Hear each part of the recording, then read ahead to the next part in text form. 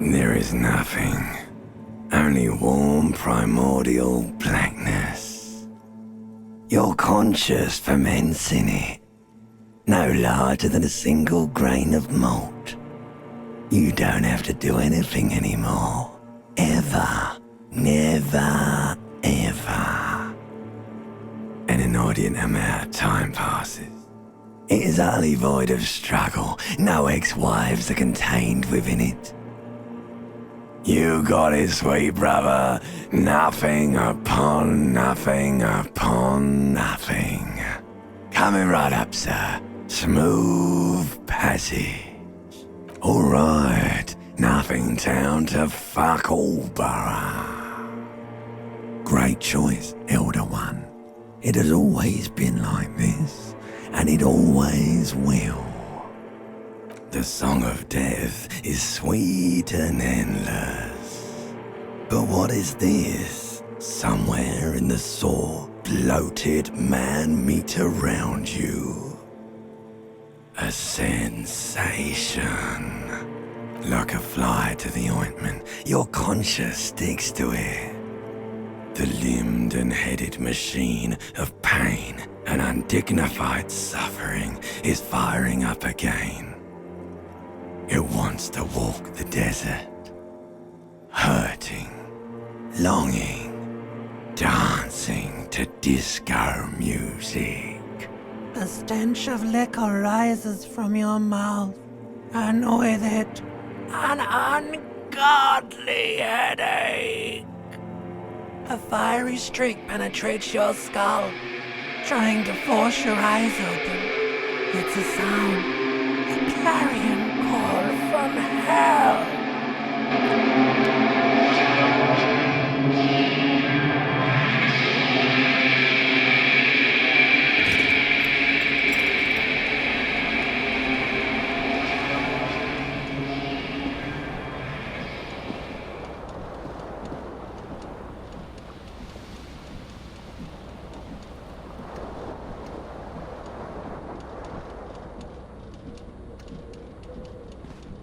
This fan has two chain pull switches.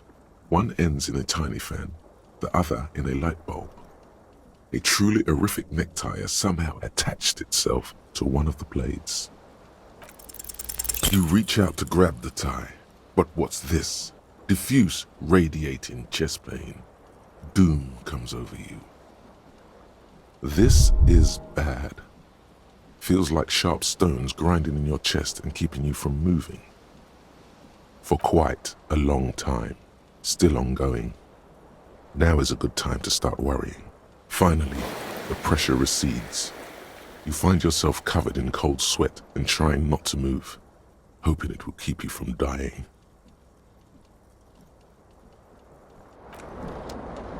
This fan has two chain pull switches. One, the blades come squeaking to a halt. It should be easier to reach the tie now. You swoop up and catch the tie. Snap! It's released from the blade. What you have in your hand is a truly hideous necktie, with 4 or 5 different patterns. The knot reminds you of a noose.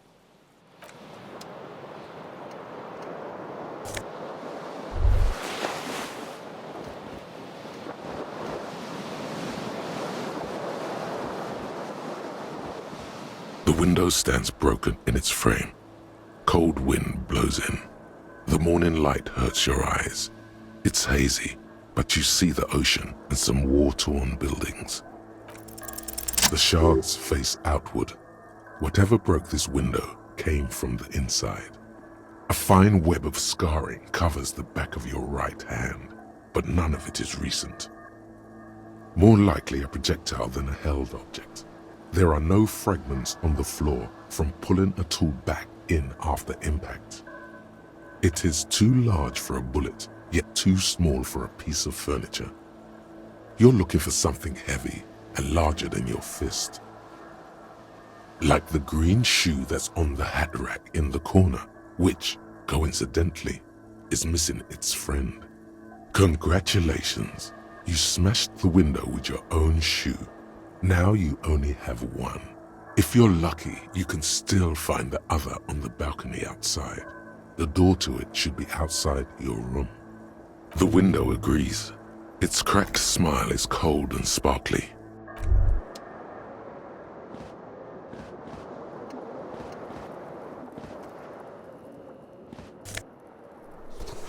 You hear a jingle. Keys are clinking in the pocket of your flare-cut pants. It says, whirling in rags, on the aluminium keyring. There is a single key on the ring. The number 1 is etched on it. It should open the door.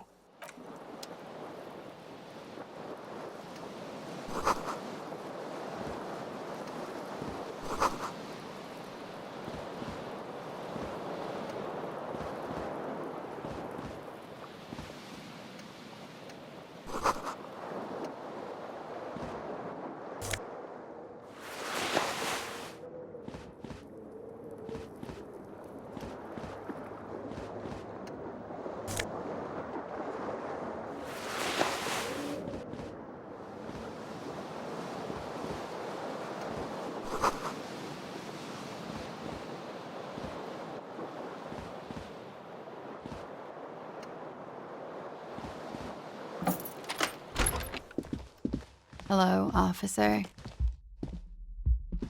The young woman raises a cigarette to her lips. Her eyes are brown and her face is speckled with birthmarks. She can't be more than 28. No.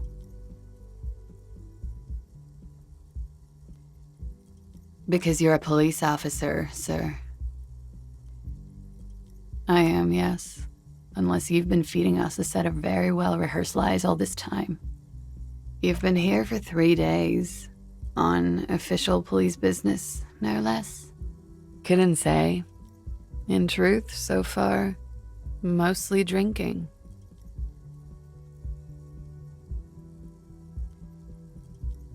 Could it be because of the drinking?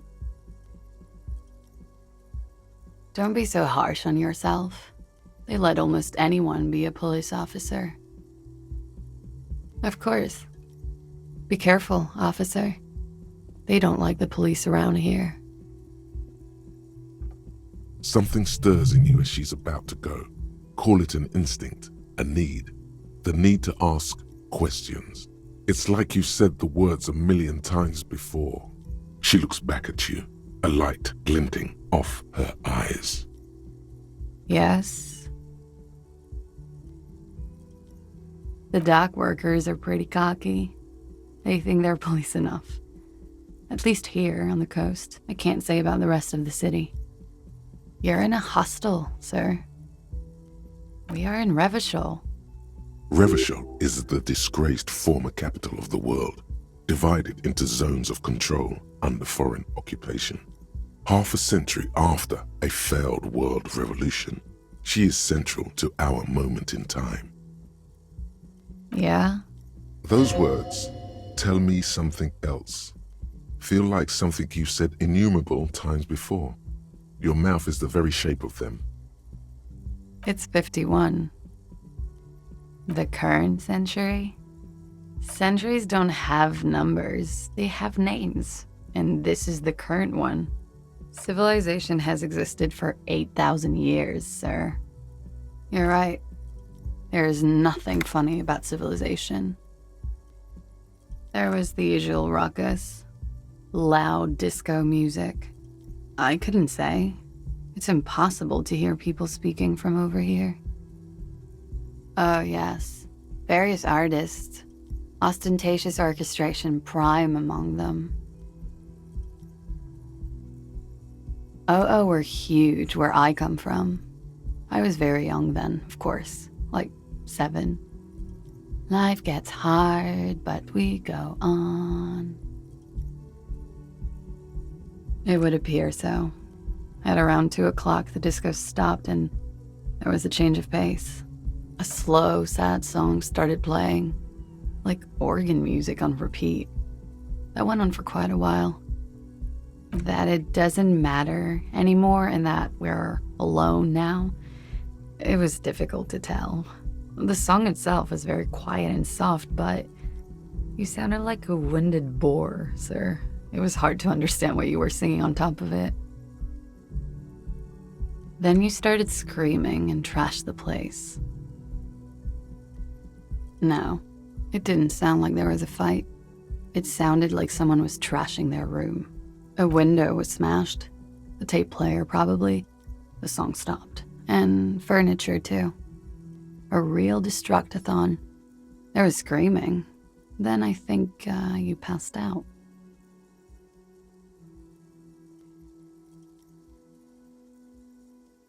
There was. I think you screamed that you didn't want to be this type of animal anymore. I may have misheard, but it was sort of memorable. I went out afterwards. Everything was quiet by then, around 4 or 5. And that was it. Glad to have been of assistance.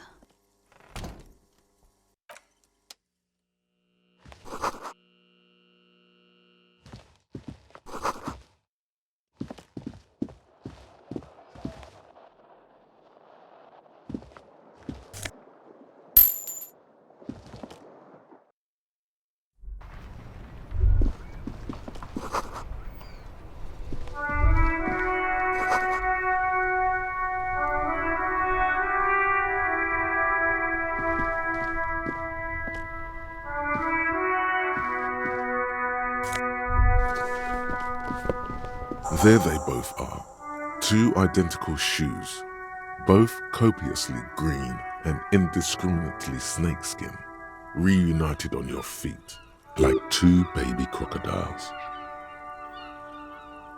Good, they're balanced, comfy. Feels like the only good thing about you right now, truth be told.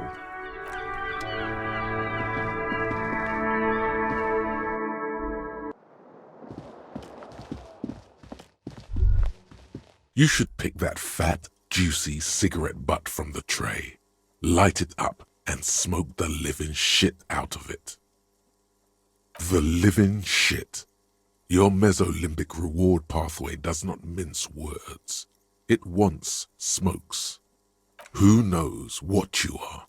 A monster, a murderer, the gnome of Jeroma? You feel like a smoker, especially when you look at that juicy, succulent, seductive cigarette stub, still smoldering deliciously. How very astute of you. This renders it ineffectual. You should look for a whole cigarette, or better yet, an entire pack. Strike that. A carton. Make sure they're all healthy and able-bodied. Then smoke them all. Good. They'll make you stronger and better.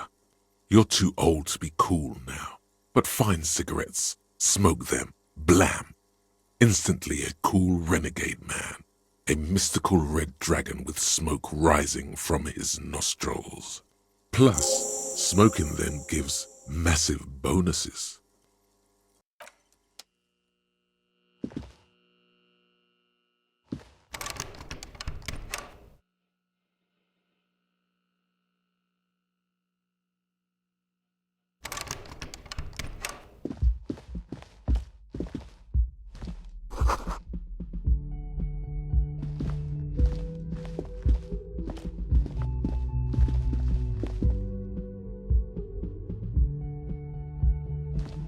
The door is closed. There is no answer. You hear the shower being turned on, somewhere inside. A tremendous loneliness comes over you. Everybody in the world is doing something without you. The door is closed. This door can only be opened with a key or from the inside.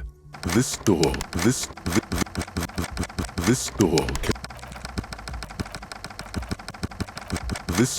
can only be opened with a key or from the inside.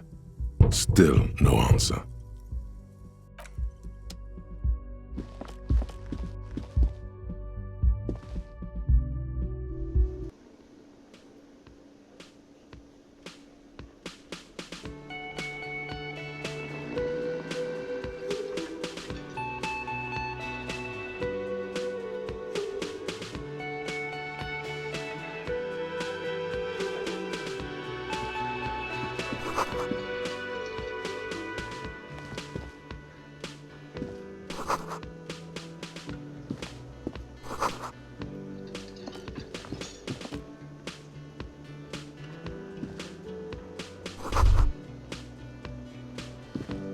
You should totally sing karaoke here, the first chance you get. Your emotions need to be expressed. People need to know your vast, oceanic soul. Exactly. It's measured, level-headed, and it needs to be heard through a PA system by other people. You should sing the sad, slow song you were listening to last night. Thought it was obvious. Serves them right. Wipe that smirk off their face with your sad, tragic song. Who's laughing now? No one. You have to find out how the song goes first, though.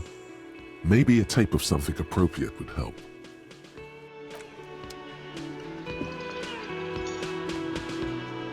A man in his late 20s stands behind the counter, inspecting a stuffed seabird. As you approach, he gives you a sideways glance, then looks down again. That was disdain in his eyes. Even now he's purposely ignoring you. A competent work of taxidermy. The white and brown seabird lies among piles of coasters and drying mugs, one of its wings broken. The man is trying to mend it. Looks like the bird was ripped off the shield that was used to mount it, most likely on a wall. Something about it makes you feel bitter. The man plucks at the seabird, frowning.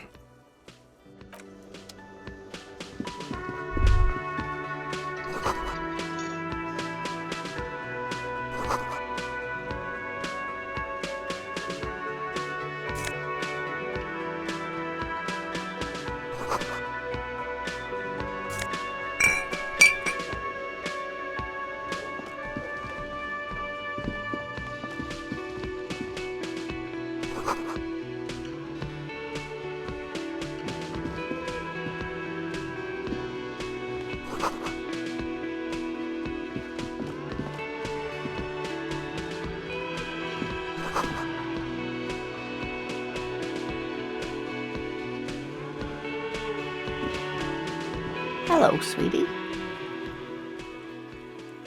You shouldn't keep your colleague waiting.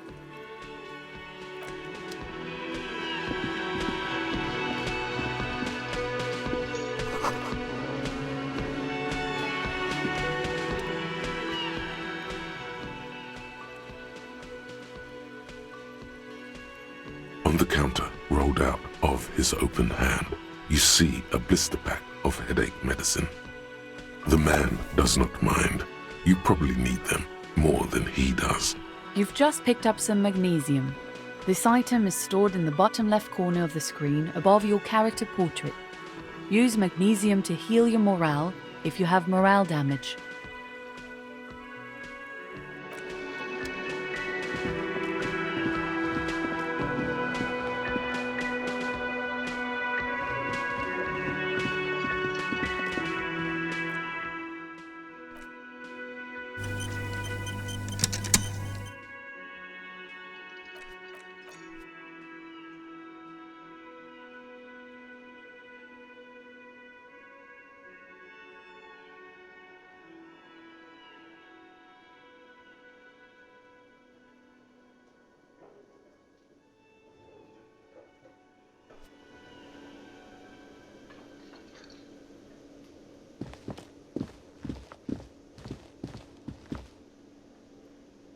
A bespectacled man in an orange bomber jacket is tapping his foot on the floor.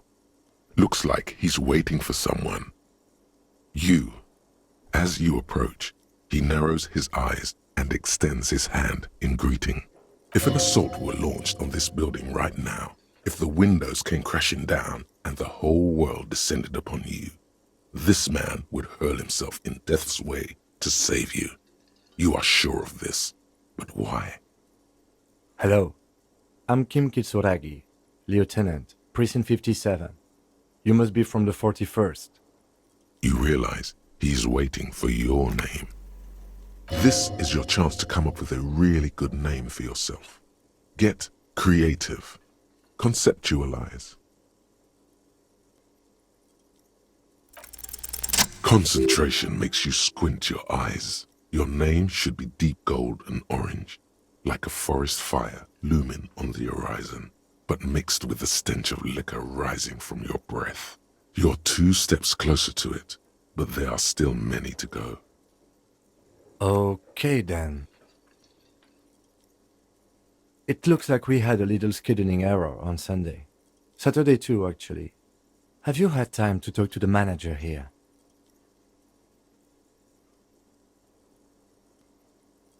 Then we should ask him for a rundown of the area. Get me up to speed. I understand the scene is out back, right? It also wouldn't hurt to assure him the police are finally here. In full force, I mean. Have you mapped out the initial interviews?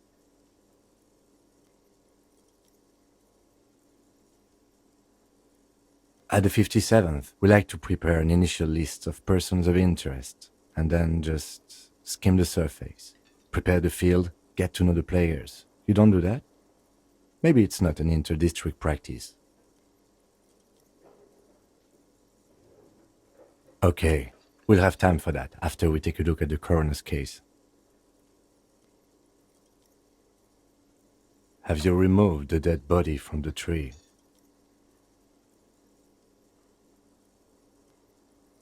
So, the body is still in the tree. This is the first time you detect a weariness in the lieutenant's voice. It is obvious he would have preferred for the body to no longer be in the tree. Where it has been hanging for 7 days straight. We should go there as soon as we are done talking to the owner.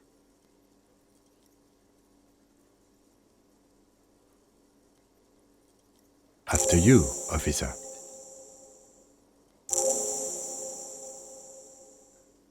If you're about to embark on an investigation, shouldn't you have a badge? You mean you don't have a badge? Losing your identification card is a serious matter. My vehicle has a shortwave. You can use it to report your badge missing.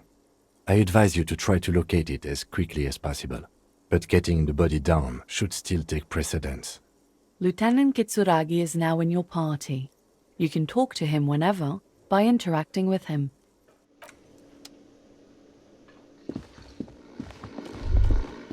That sugary black rum stain on the counter makes you teary-eyed with joy. It's almost touching how syrupy and sticky it is. How long have you been up already? Sweet Lord, a whole hour. And you haven't thought about rum and lemonade in all that time? You've truly extinguished all trace of yourself. Maybe you haven't turned out well for your drinking. Have you thought about that? Get a goddamn rum and lemonade into yourself, boy. Or better yet, lick that stain off the counter. What happened, man? You used to be cool. Go get your boring normal person drink then. It would go well with those cigarettes. That's a great combination.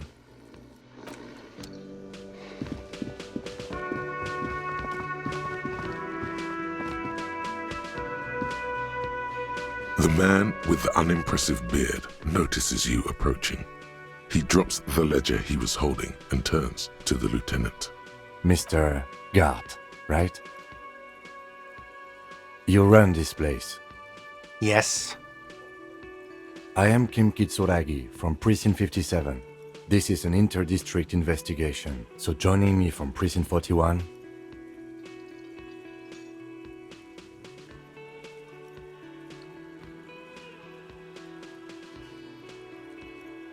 What?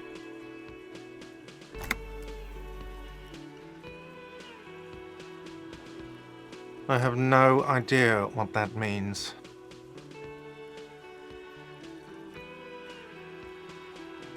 What is this, a joke to you? Is this what you get when you call the police now? This guy? We've been waiting for a week here. Sir, I understand your concern, but we are here to do a job. And for us to do it, I need you to stay calm. Yes, of course. I know it took us a while to arrive at the scene, but it also took you a while to call us. It was you who placed the call, correct?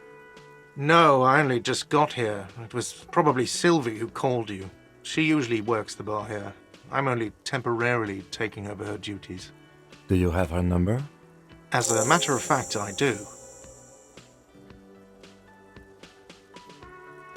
You said you just got here. From where? Are you a local? What, of Martinez? No. I live in Jamrock. I only sometimes come here to keep an eye on the place. This is just one of the many, many cafeterias I manage. But you still know your way around, yes? In case we need directions. Yes, I know where some things are, but as I said, I don't live here. I just used to work here. And I'm not going to start working here again, if that's what you think. I didn't imply that.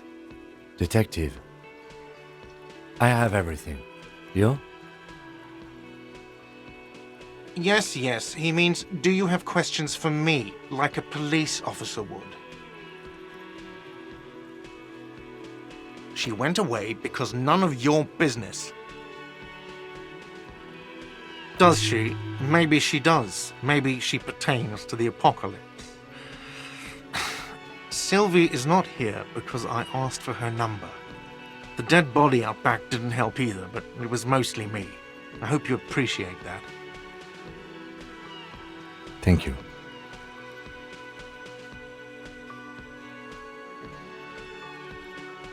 I asked an employee out. She didn't want to come, but felt obliged to. It was a bad idea. Now, what is so goddamn fascinating about that for you? It's got nothing to do with the lynching.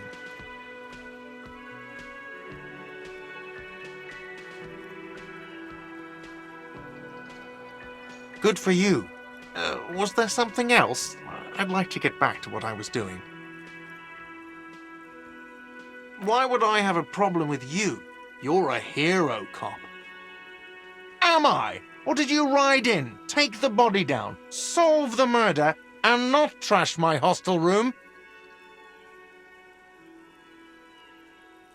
Oh, it's not. You're right, it's not. Behind this building, there's a courtyard. They hoisted him up on a tree there. That's easy. See that door there? First you exit through that. Then, to your right, you should see a big hole in the fence. A really big one. You can get to the courtyard through there. No need for the keys. The hole is big enough for the Franco-Nigerian cavalry to fit through. Let's go. Not so fast. You owe me 130 real.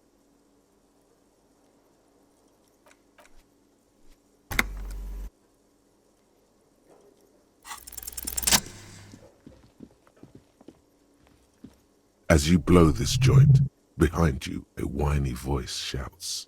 Real mature, man. Real mature.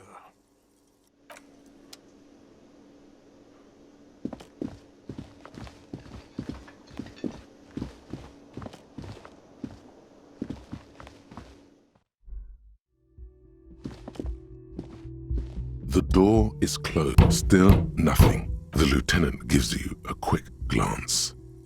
Still, the lieutenant gives you...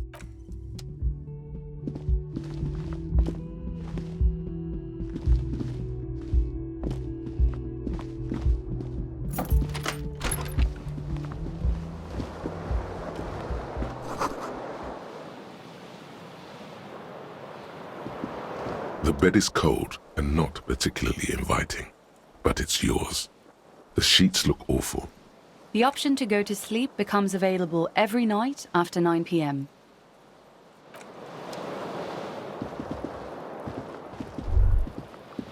Kim also tries not to look at the pile of taped viscera on the carpet, or the weird suitcase on the hat rack, or the potted plant dying in the corner. But it's all just too morbid to ignore. The man is finding it hard not to trip on the tape, and not to send any of the bottles rolling across the floor, where unidentifiable sludge makes it hard for him to breathe. Smells of vomit in here. I can see that.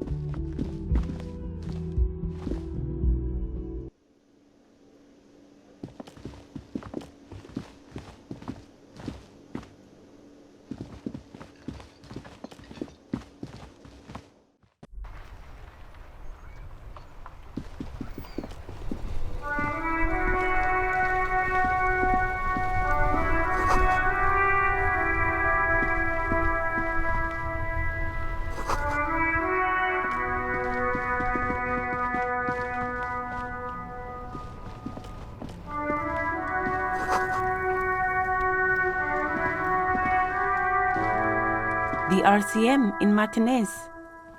What can I help you with? Of course. What can I help you with? Excuse me? She's uncomfortable. Maybe you should drop this line of questioning. Oh, well, I didn't write it there. I'm just sitting here. I don't know anything about that either. As I said, I didn't write it. Pig is a widely used term for members of the police. It's not loving. No need to worry, we are not saying you did. Okay. Well, I didn't. Me? I am just a gardener. I am working.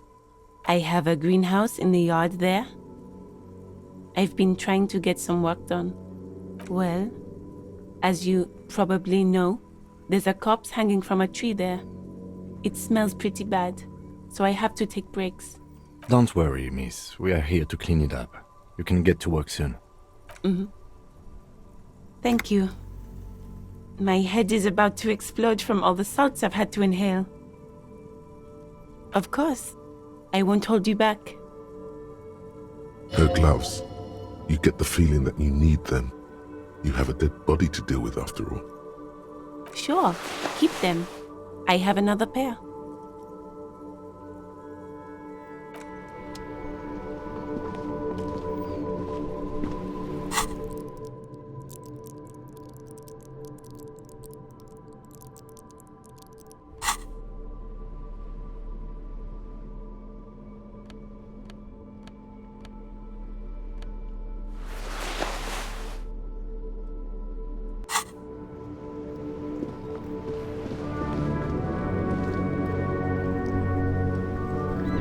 Before you stands a motor carriage.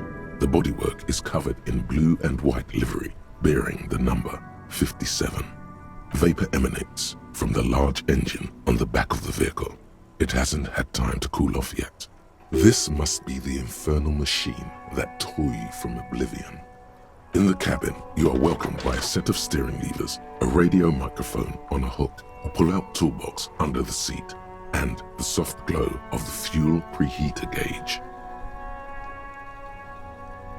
A metallic drawer slides out from under the seat and clicks into place. The tools inside are neatly organized. Take what you need, officer. It's going to be a long case. I'm not protective of my tools, like some men are. He's clearly a little protective of his tools. But what can you do? Work is work.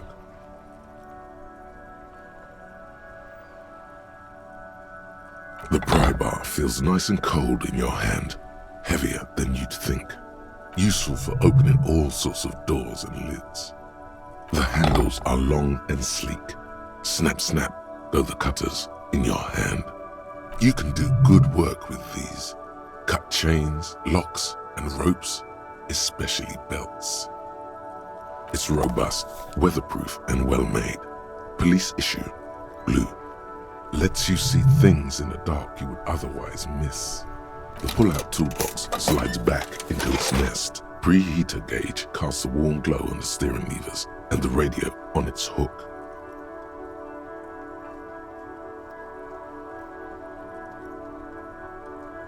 The frequency tableau lights up and the green button labeled Prime Line glows like a feline eye.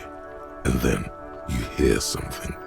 The soft purr of electrical kittens, radio waves cast far and wide over the metropolis. A woman's voice greets you through the static. This is Precinct 57. Hello, Lieutenant. How may I assist you? Hello, Alice. Please assist our colleague from the 41st precinct here. I'm putting him on. Operating the radio is easy. Just be confident. You've probably done it 1,000 times. This is Officer Alice Demetri, Precinct 57. How may I assist you? Under the green prime line, a yellow saved button catches your eye. You wonder what the lieutenant's default radio station is.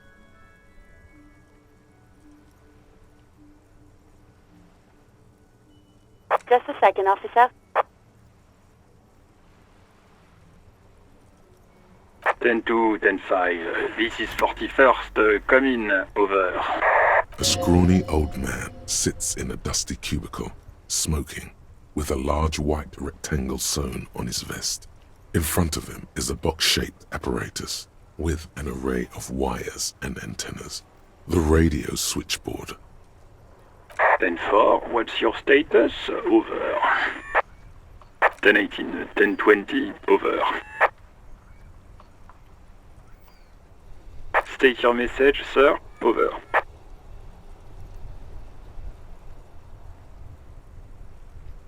10-9, repeat message. Over. 10-4, message received. This is a very serious situation. I need to 10-22 the captain. Over. Is it him? What does he want? Says he lost his badge and needs to report it. He what? He lost his badge? Who lost his badge? Dick fucking Mullen. Who do you think? It's Officer Dick Mullen from the bestseller Dick Mullen and the Lost Identity. Dick Mullen is not your name. It's the name of a fictional detective who would not lose his badge. Defend yourself. Immediately. They're laughing at you.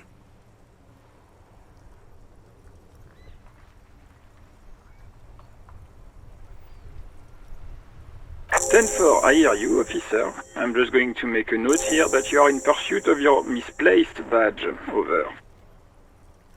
Fuck me. Mac, come here. You've got to hear this. Dick Mullen lost his badge. What's going on? Super Cop here lost his badge. He lost his what now? His badge. He lost his goddamn fucking badge.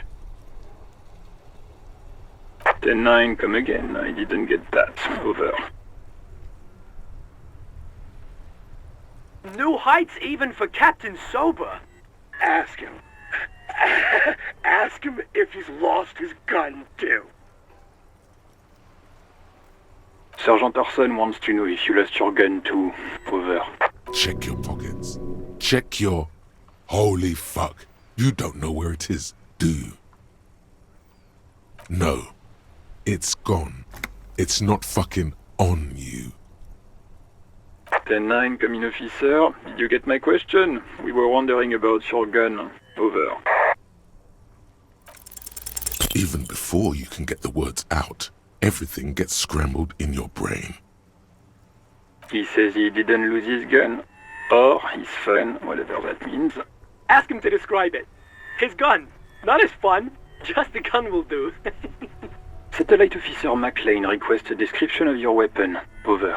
Oh, request a description, huh? We'll give him one. Describe the plasma gun.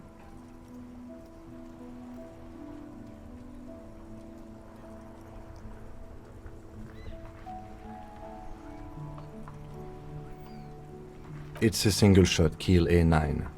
An armistice, to be precise. Says it's a kill 9mm armistice. Armistice? What, is he a fucking... Clearly he doesn't have his Villiers anymore. Dear God, he lost his gun? Oh my, I can't.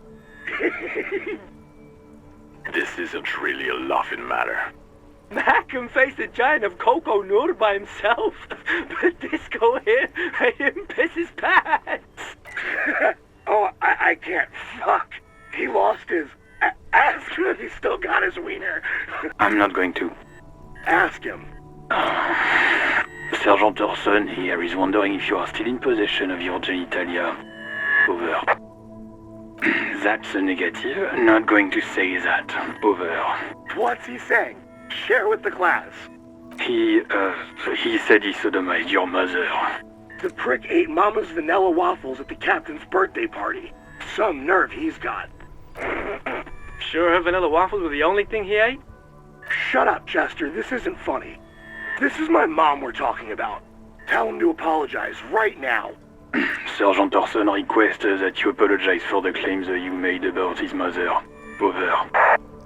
Mac, he says you shouldn't have antagonized the Firewalker in the first place. Who? Satellite Officer V. I'm afraid he might be referring to himself as Firewater, sir. Firewater? He's lost it. Fuck it. Tell him to find his goddamn badge and gun. That's the only thing that matters. Satellite Officer V. 10-4, affirmative. Officer is in pursuit of his firearm. Oh God, Officer, do you need further assistance? Over. Roger that. 10-10. Over and out.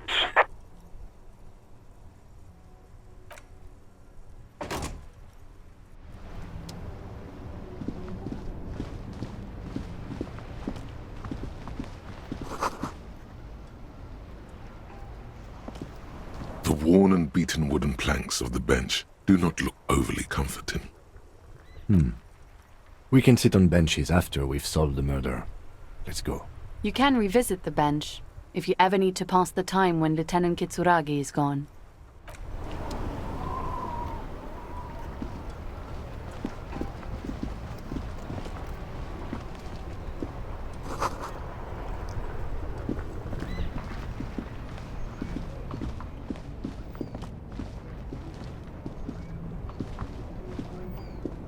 There are clothes inside. Cheap second-hand clothes, smelling of strangers' body odors. Don't be shy. These are premium class clothes.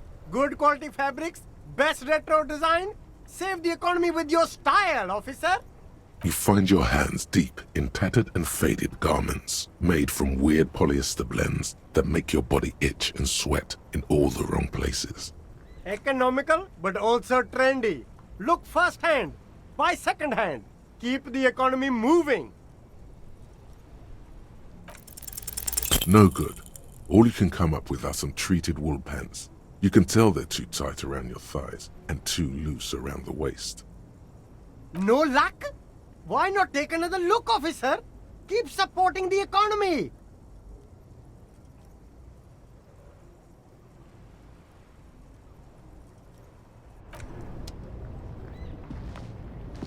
You see two lowly, defeated speakers, thralls, slaves basically, perched atop them like conquerors surveying the land.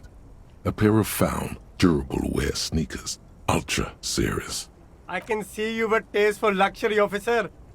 Can't keep your eyes off those sneakers? A pair of found ultras. The design is impossibly sleek and simple. A futuristic silhouette with a sleek monochrome colorway, a jet black upper, and a silver-lined midsole. Those sneakers, mister. Those sneakers are the latest found sneakers. Super air, super fine, super cool. Only 50 real. Only? That's madness.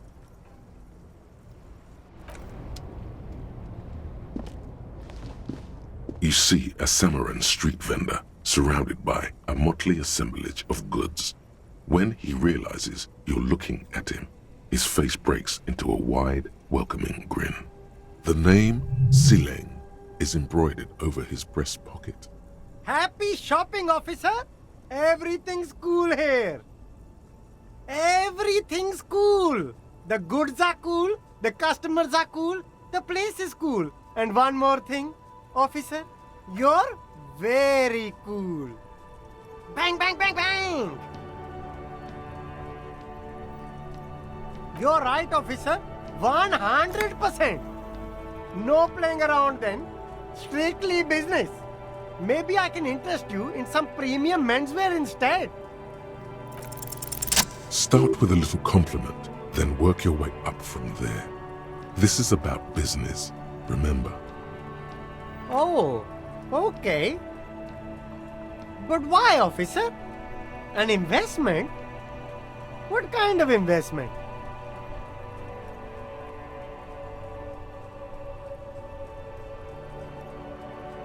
I hear you, officer. What kind of a sum are we talking about here? Sounds like a fair deal all around. Corruption.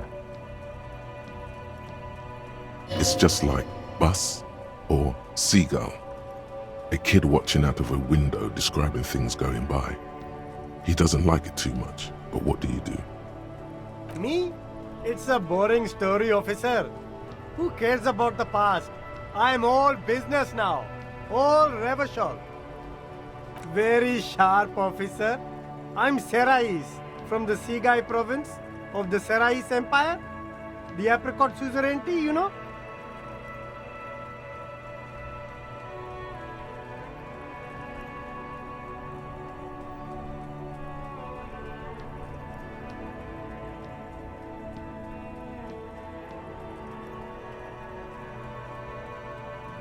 The apricot suzerainty is what the Sigai archipelago is commonly known as in Revachol.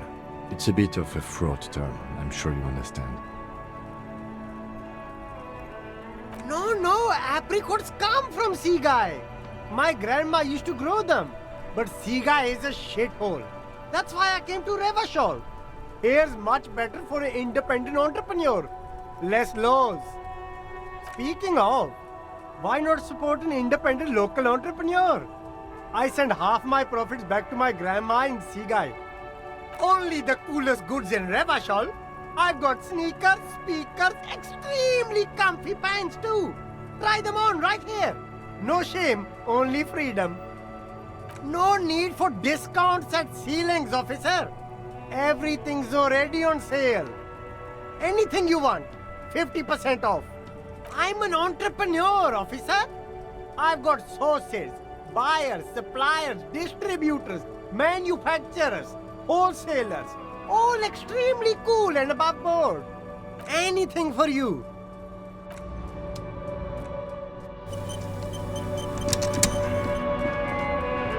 The speakers below are banged up and worthless. The sneakers try a pair of Those sneakers, only that's madness.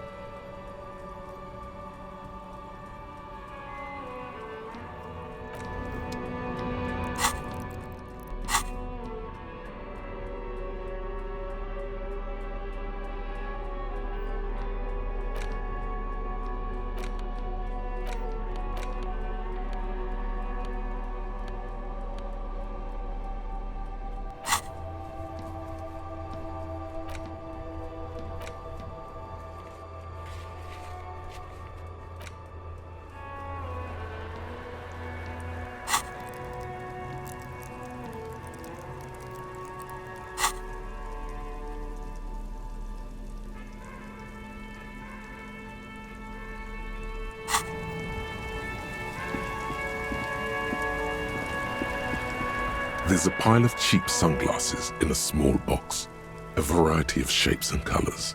You like sunglasses, officer? I've got the latest styles right here. Abort. These are hideous. What's more, they don't even fit your face. You can feel them pinching your nose and chafing against your brow. Damn, officer! You look like a mega secret spy. Very secret. They're practically made for you. I'll let you have them for 2 real and 50 cents. They're perfect for concealing your bloodshot and baggy eyes. It's going to be very difficult for anyone to take you seriously with these things on your face. No, you are definitely not buying those. Are you sure? But they look so good on you. You should think this through, officer.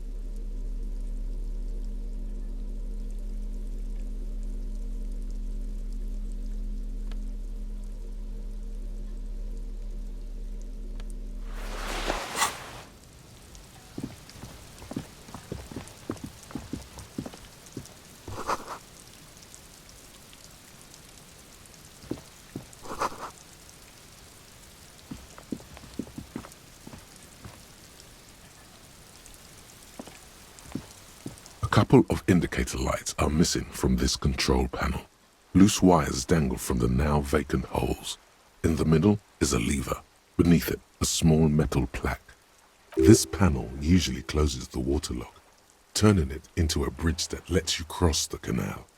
But there's a crashed salmon and butter sign in the way. Pulling the lever probably won't do anything. Good morning to you, officers. A burly man hangs out by the waterlock, carving up a generous serving of salami with an old hunter's knife. His eyes are fixed on a man stranded on the other side of the waterlock and on an enormous billboard that has fallen down into the canal between them. I wasn't here to witness it, but those look like tire tracks on that sign. Weird, huh? Then again, plenty of daredevil drivers in Revachol. The words "daredevil driver" sound ominous to you. Too bad it also takes a year and a day to repair anything around here, especially a waterlock. The rest of the coast is closed off till then. Sure thing. Want some too, officer? Why not?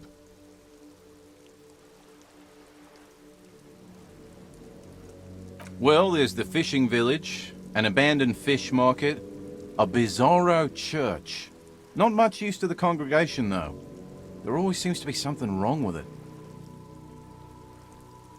Yeah, not really much else. Just bombed out ruins.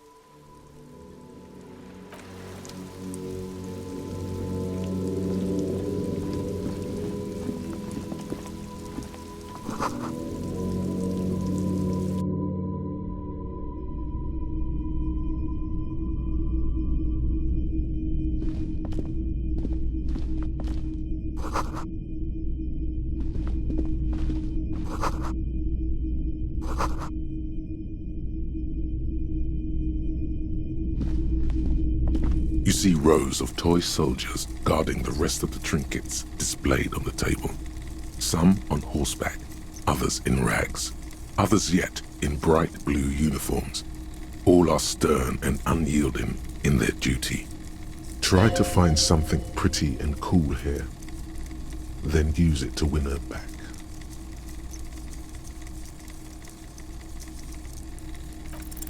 Why? What's this? A headless man riding a horse? A headless man wearing futuristic tracksuit trousers that say Found. Oh, that's the Headless Phone Rider. The Headless Phone Rider. It's an urban legend about a man who rides the streets of Revachol sporting a fawn tracksuit. As you see, he's missing his head. 50 cents. Bargain price. I'll throw in the tiny cap too. I think he's looking for it, or something. That part of the story has many interpretations. Did I mention that this figurine is supposed to be lucky? Always carry it with you. Yes. Buy something nice. A figurine. They're not all blue.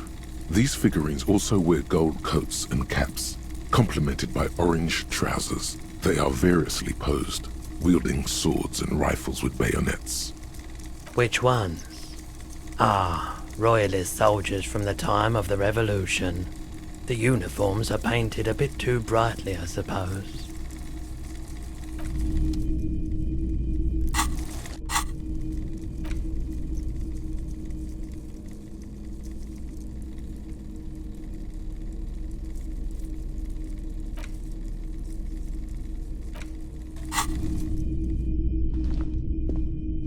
The boomboxes on the shelf look well-loved and well-traveled. Chipped, dented, they stare at you with the unblinking eyes of their tape reels. One especially catches your eye. Deep gold and amber plastic with a big old handle on top. A classic boombox that says Stereo 8 approved. This is you. Golden orange. A sunset suite. Just make sure it works before you buy it.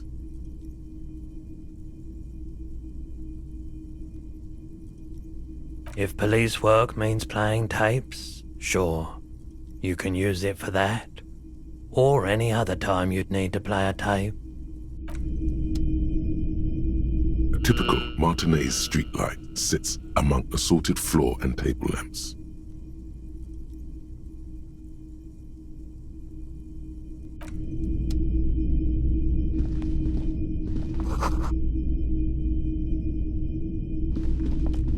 It's not often that I see officers from the RCM in my pawn shop.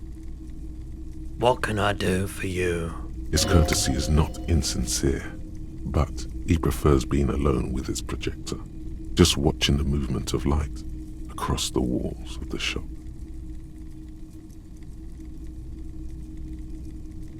I haven't had any problems myself, though some of my customers have complained about inconsistent law enforcement.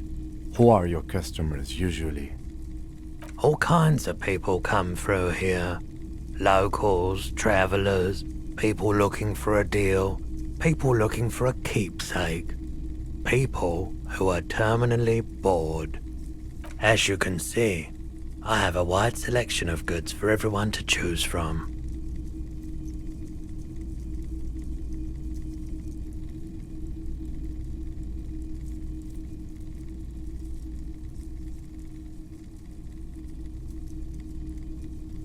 It keeps me entertained. Entertained? He might be high. If he is, on what?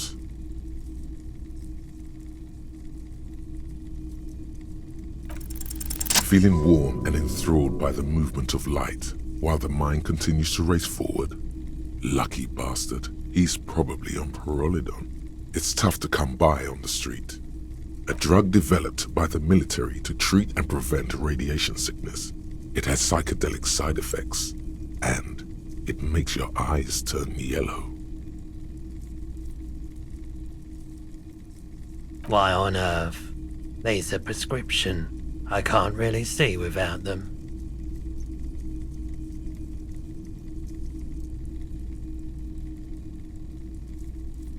I've had to take it, you know, since the People's Pile cleanup. I was with the Emergency Relief Brigade.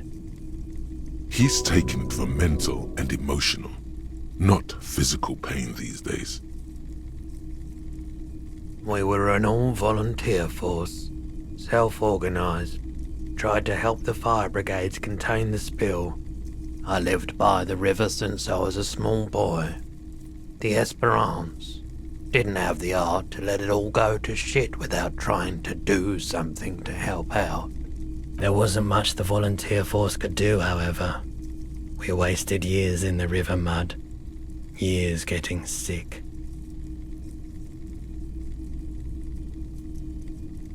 The cleanup happened 15 years ago. I was young then. Later, my second aunt died. Left me this shack and all the assorted junk in it. So I came to Martinez. People told me don't go there, it's a shithole. I said, people, we just had a nuclear pile meltdown.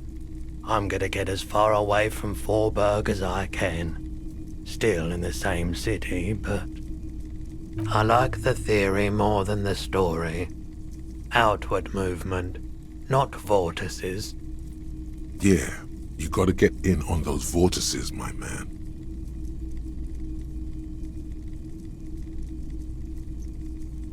Someone else came here earlier today asking the same question. I promptly sold her the gun you pawned a couple days back. The lieutenant shifts from one foot to another, alert.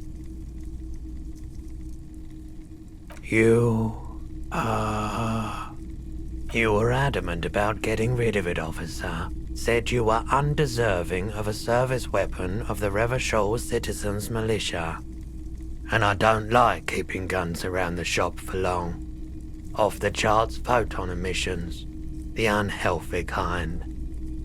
She didn't seem like a policeman, although she kept referring to herself as a pig, which was odd. I found her interest in the gun a bit obsessive. But I was just happy to get rid of it.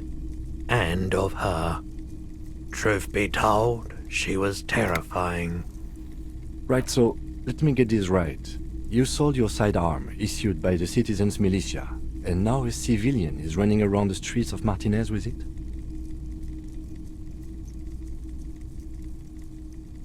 You're right that she could cast aspersions on the Force. We have to find her. My apologies, officer, but I have no idea where she was coming from or where she went. A needle in a haystack. There is nothing you can do about it now. You'll just have to hope you luck upon her somehow.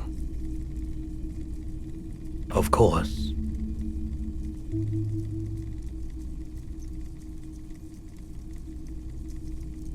I doubt it, but I can try and answer any questions you may have. I do my best to keep my distance from all manner of butchery. Bad for business, bad for everyone. The pawnbroker's gaze is already fixed on the dancing colors. You said you'd done it before, yeah? The lieutenant steps away, pretending to admire some of the knickknacks on display. Looks like he doesn't want to get involved. Go ahead then, he thinks. As long as you can walk straight, I don't care.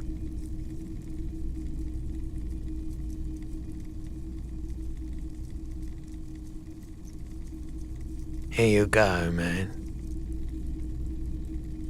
Yes, darling. That's the coalition government ordained Parolidon. Straight into your gut.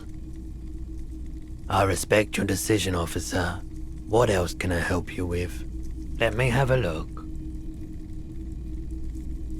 Anything else you're thinking of selling? Another time, perhaps.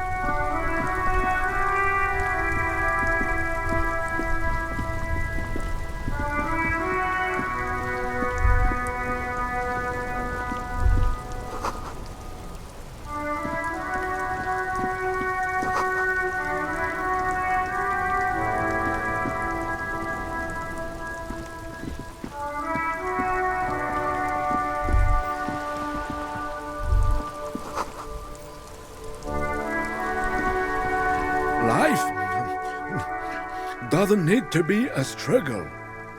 I'll be with you in a moment, officer. Let me just finish my sandwich. Talk to Angry Hog René first.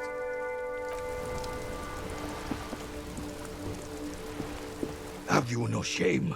Whining about your back every time you bring out the measuring tape. René, you're a man with a fork in a world of soup. Please, let's just try to enjoy the game, all right? I'm trying to, but you keep breaking my concentration. You're old. I can see that. We're both old. Now stop grabbing your ass like it's a girl. These manly men are playing balls. This is a ball game. Grab a ball and play it. Don't ask questions. Shoot first. Ask questions never. That's the spirit. Don't even waste your breath asking about the game. They wouldn't know anyway. They're way past their prime.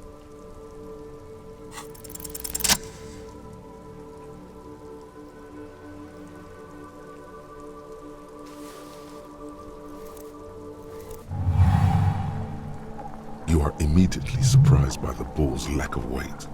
No matter, you'll make it work. God, this is right. You feel the familiar tremble of excitement and adrenaline that precedes every victory. Time has frozen. The cold metal ball is surprisingly smooth against your neck. It has a pattern on it, probably a sponsored ball. Yours would only be covered with bumps of learning and scars of victory. Already your muscles are adjusting to the weight, the nervous system calibrating, until you and the ball have merged into a single entity. The man ball is ready. A chilly breeze ruffles your hair as you stand there, feet firmly planted. All sounds, smells, even the wind, everything fades until the only thing left is the union of man and ball. An embodiment of pure motion, a fine-tuned locomotor running at maximum efficiency. Some would still say you're a cop, but I guess we're beyond that now.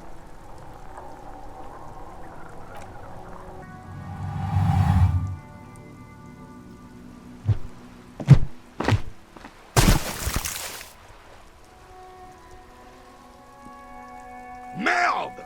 Bordel de merde! What the hell is your problem?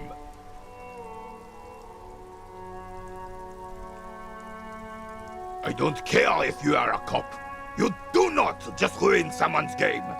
It's so goddamn disrespectful. You vandalized our game, son. We can't play pétanque with 5 bull.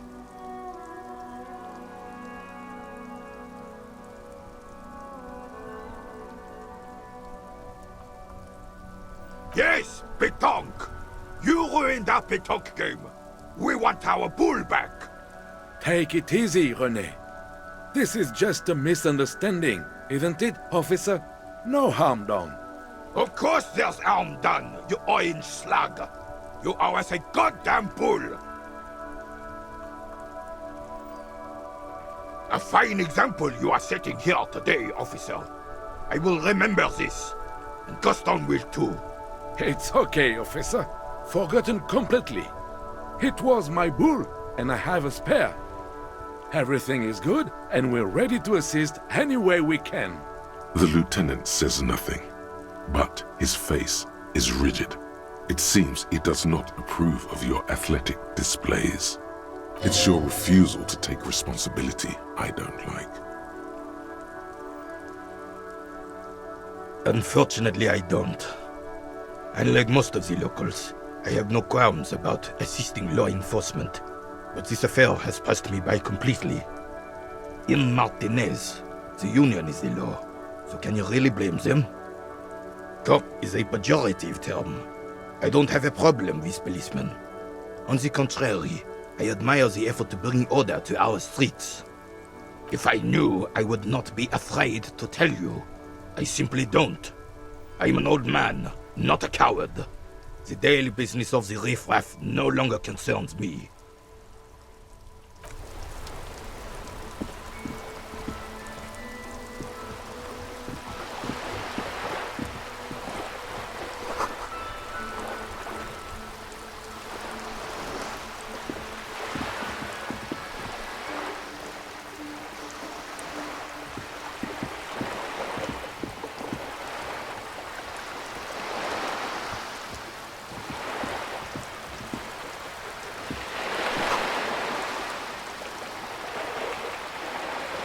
This coin-operated viewer is facing southwest. Its coin slot is full of fossilized bubblegum, rendering the machine permanently inaccessible. The metal feels cold and wet under your palm. It looks unhygienic. A thick layer of graffito covers the lenses. You spell out the word Onug written on the other side, with N and C scribbled backwards. Under the graffito, a sea of blues and greys appear. Behind the water lies a coast, studded with concrete and reeds. On it, a church on stilts, lanky weather-worn wooden planks, an X-shaped cross topping its tower. The church looks old and weather-worn. There are no lights in the windows. Around the large wooden building you see chunks of sea ice gathered on the beach, and a small tent set up on the ice.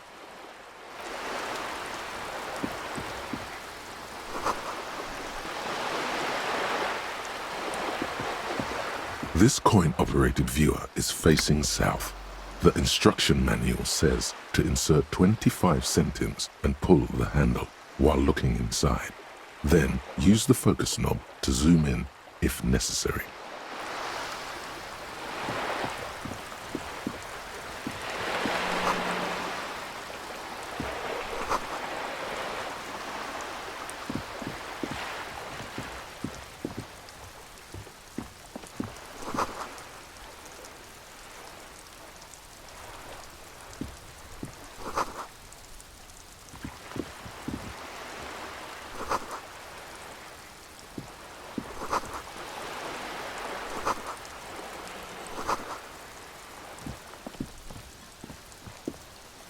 Hello, sir. Step right in. The store is open. I know, sir. Are you interested in a new and exciting book? Okay, sir. I'll try to answer any questions you have. I hope they're about books. My name is Annette, sir. My mum, her name is Plaisance. She owns the store. She's inside minding the register or organising the stock. Feel free to step in and browse our wares. I'm signalling that the store is open. Otherwise, people might not know. They'd miss out on the crime, romance, and biographies of famous people.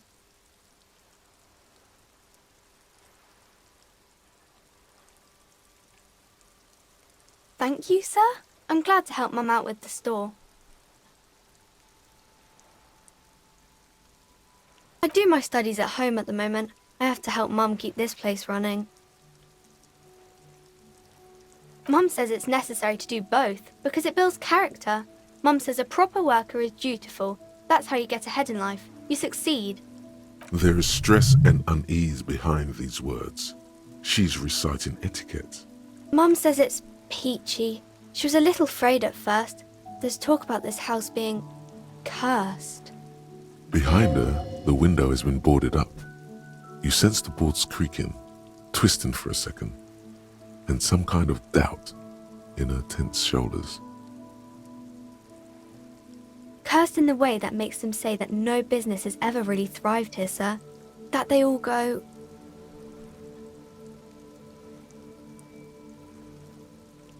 I wouldn't really say it like that, but I guess so.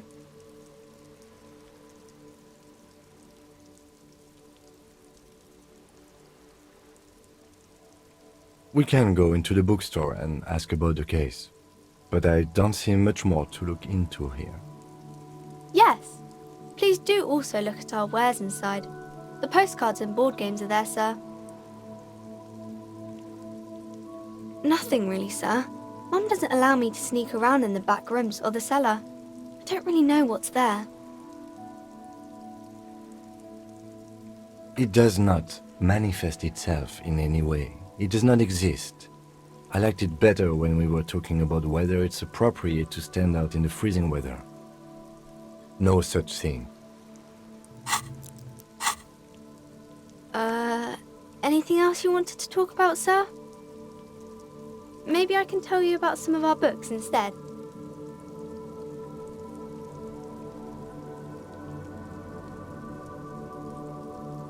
Crime fiction is about murders or burglaries or things like that, and the work of a policeman or a private detective who's trying to solve a crime and catch the criminals.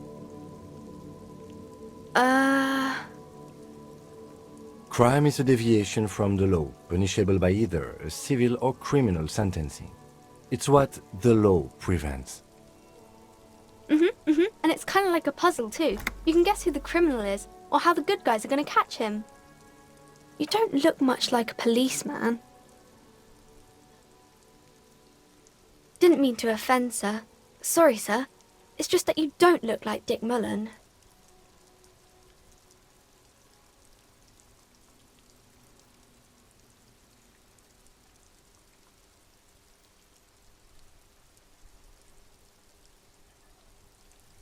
What's that mean? And everything's better now, sir? Why is that?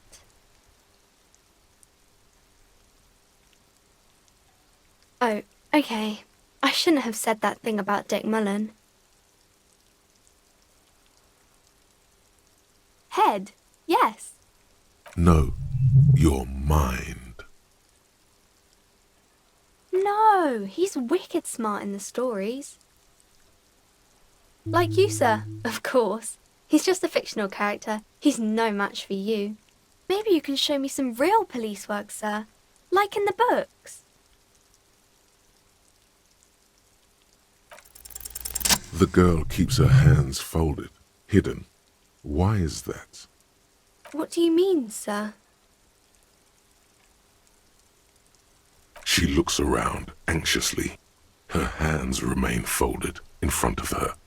The lieutenant stands by, looking at the two of you with little interest. She brings out her reddened hands, her nails frayed, nearly chewed down to the flesh. And you knew this from me keeping my hands folded? Well, that proves nothing. Anyone could do an easy deduction like that. She nods, half provocative, half enthusiastic.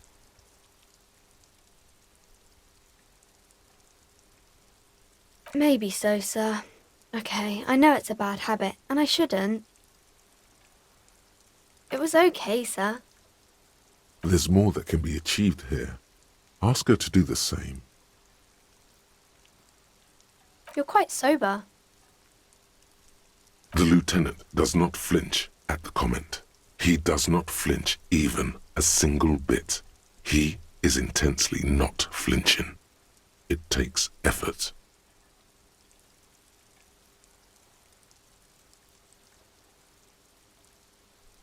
Because you usually aren't. I'm sorry, sir. I hope things get better soon. There she stands, swaying on her feet, assaulted by the early spring breeze. She smiles at you. The whole situation suddenly feels familiar, somehow. Because you know each other. She's been talking to you so openly because you've talked before. Yes, I stand in this spot all the time. You've been running around all week, sir. Sometimes without your shirt on, asking people questions. I haven't really understood what about. Of course, you stopped by a few times. You certainly look better than the last time I saw you.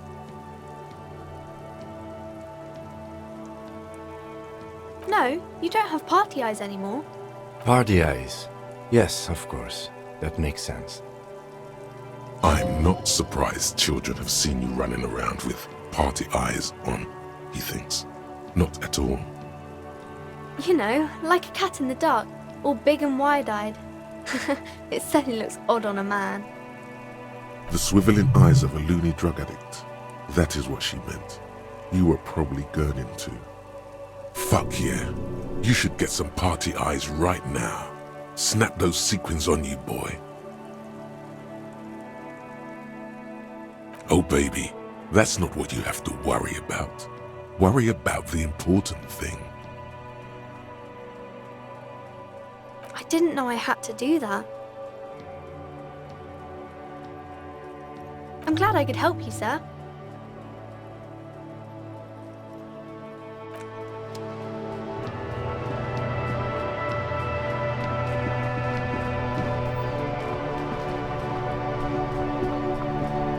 This Post Lavantorie mail collection box has been heavily vandalized with graffito.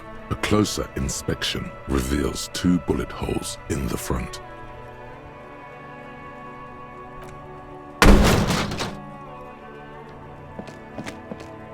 There is a hollow, saddened ring as you kick the Lavantorie mail collection box It sounds betrayed, in disbelief even. Your toe has suffered damage. It hurts. Cool. You really showed that mail collection box. I don't. Let's go.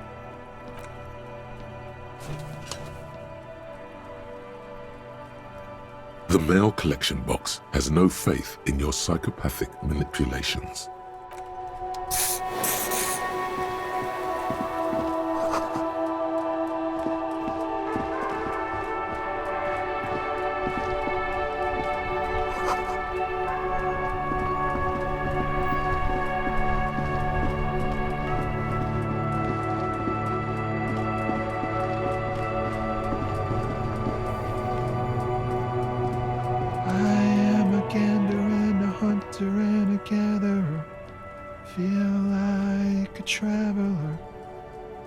A simple little cadence. He seems to be making it up as he goes. You sure are, my man. You sure are, my man. From another planet. Hey there. It's the jam, my man. It's a traffic jam for the ages. Harbor gates up the street are shut tight. No explanation given. Workers on strike, scabs agitating, an all-around clusterfuck. Meanwhile, we're all stuck here in long-haul limbo for days upon days upon days. Upon days. Feels like forever. Like I was born on this here roundabout and this was all I ever knew. Just me and the metal and the tires, the oil and the fumes of mazout.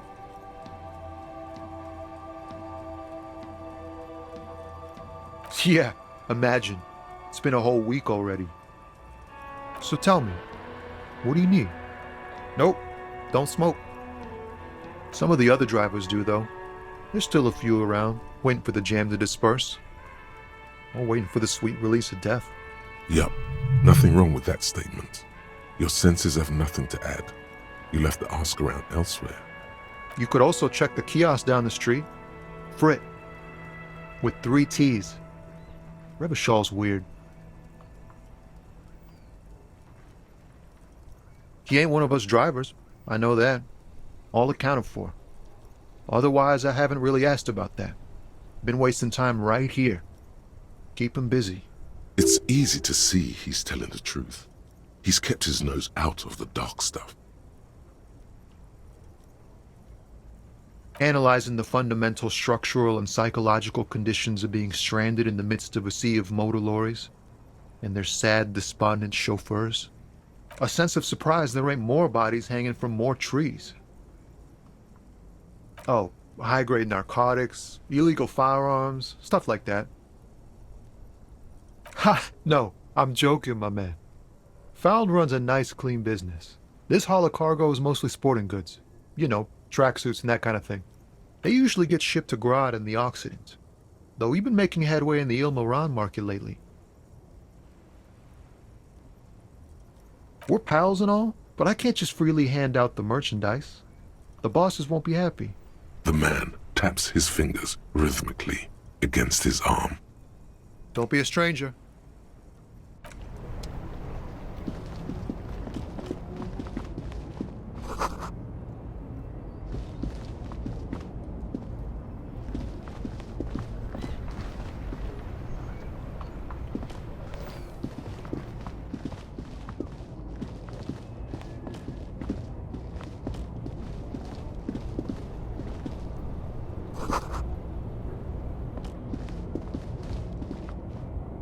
An old monument stands in the middle of the traffic island, pointing toward the sea. It looks as if it's been reassembled piece by piece, secured and mounted in the air with the aid of numerous ropes and rods. A silver plaque on the statue's pedestal reads, "I am Philip III, the Squanderer, the greatest of the Philippian kings of Revachol, son of Philip II, the opulent, father of Philip IV, the insane." What did he do? You have no idea what you did a week ago. How would you know what this guy did many centuries ago? High above you, The king stands triumphantly oblivious to your memory trouble.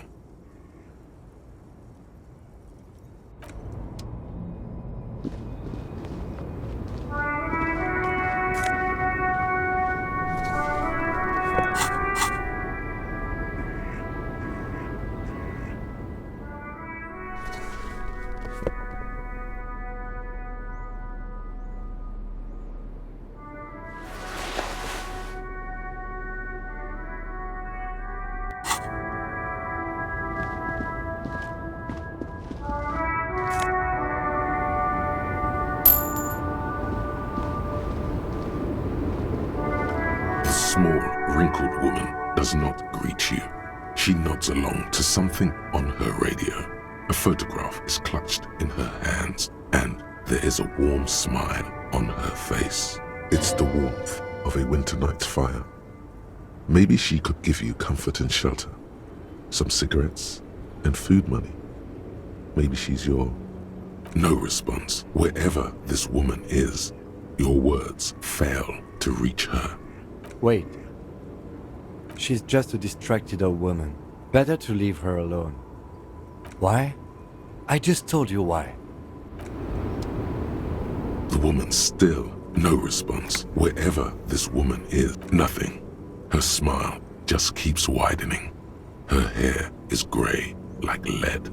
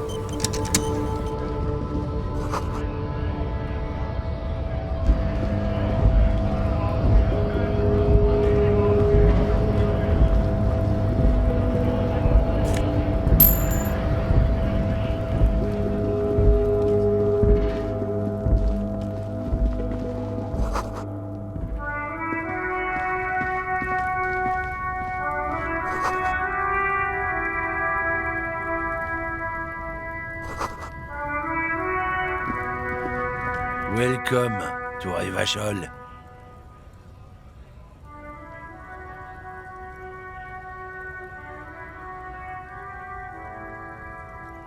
Don't you welcome to Revachol me. My grandfather came here from a 3,000-year-old racist isolationist culture, while your ancestors came to this island a mere 300 years ago. Every school of thought and government has failed in this city, but I love it nonetheless. It belongs to me as much as it belongs to you. It's men like you who keep Revachol divided, making it that much harder for everyone to climb out of this post-war limbo.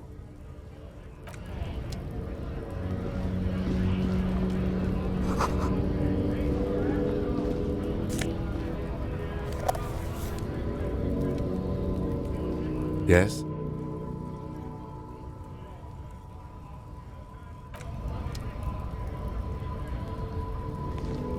Welcome to... Do continue, sir. Come on, man. The hooler. It's just a greeting. A lorry driver thing. I know exactly what you meant. You think my kind doesn't belong here, that I should watch myself and behave. But you see, I'm an officer of the RCM. It's actually my job to make sure you behave. I would advise you to remember that. Silence. The air between them becomes tense. Your partner needs backup. Now's your moment to shine.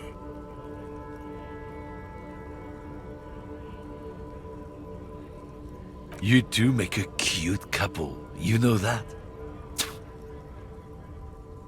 The lieutenant exhales and resumes his regular calmness. Whatever you say, officers. No. He's got a smoke right there in his fucking hand. Snatch that shit out of his fat fingers. You need it after listening to his garbage. Can't have it. Evidence of what? I haven't done anything.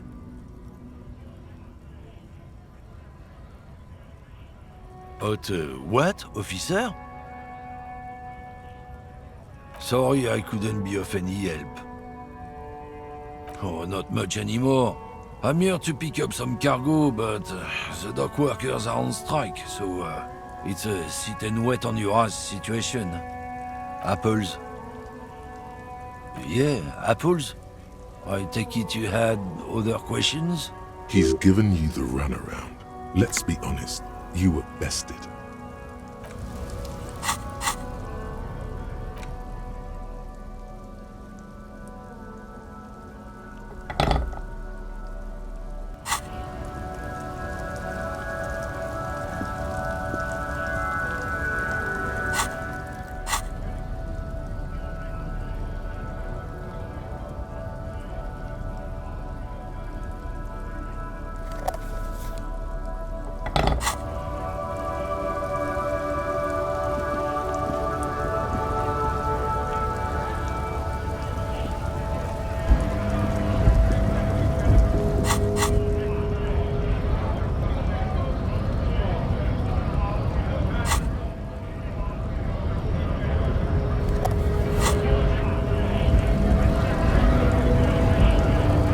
Scab?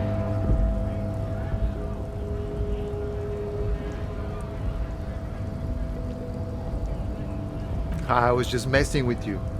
No one's ever seen a cop scab. Imagine, you cops going on a strike, but then another cop comes in and says, let us cop for less money. Speaking of, what brings the RCM here, to the Wild North? Come to see the strife? My friend, I respect the right to roam. The open range awaits. I don't operate in that capacity. I'm not a granter of passage. The passage grants itself. I walk right past Measurehead and go in. Yeah, the 2.5 meter tall Semini supremacist there. Walk right past him, then press the button to unlock the door, then go past him again, and you enter the arbor through the office. Está. The man whispers a jaunty tune. A coastal breeze ruffles his hair. Murder, huh? That sounds like a lot of hard work. You'd never see me investigating a murder.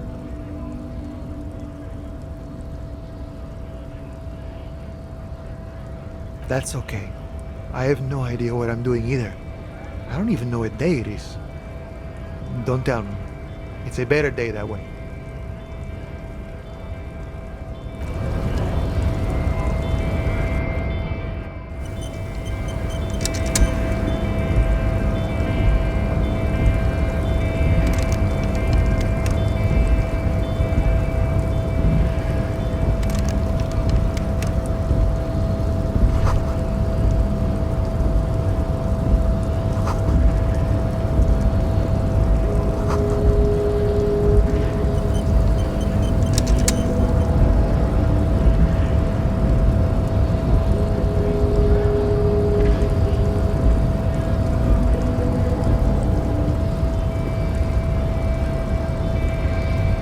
Nobody betrays your degeneracy.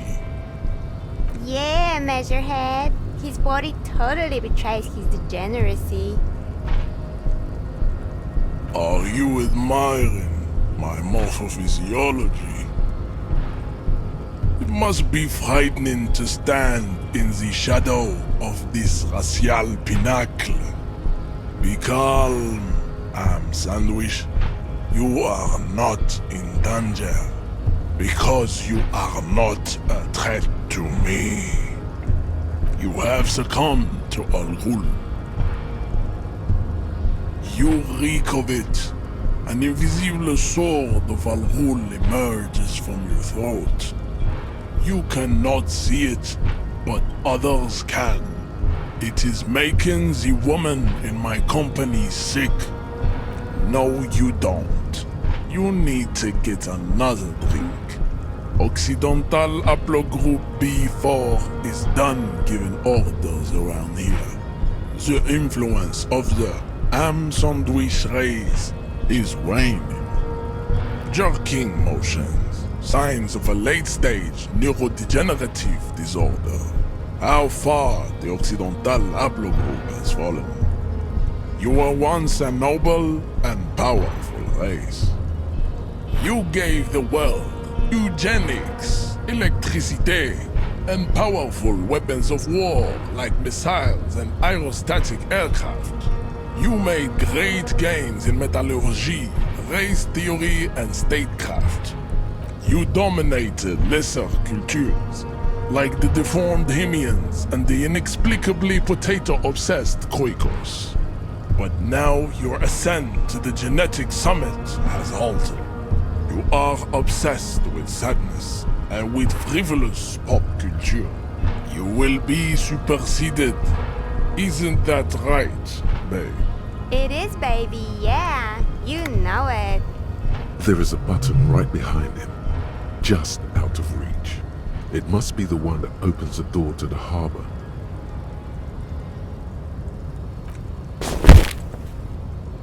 That is right. You should leave the stage of history with dignity by inviting the other races to a great world war. Bring your troops to the Simonine Islands and to Boogie Street, and we will pulverize you. When you are gone, we will build a museum for you. The walls will be lined with bottles of Al Ghul, your beloved beverage. Inside, we will store the odes to homosexuality you call art, and your microcephalic skulls.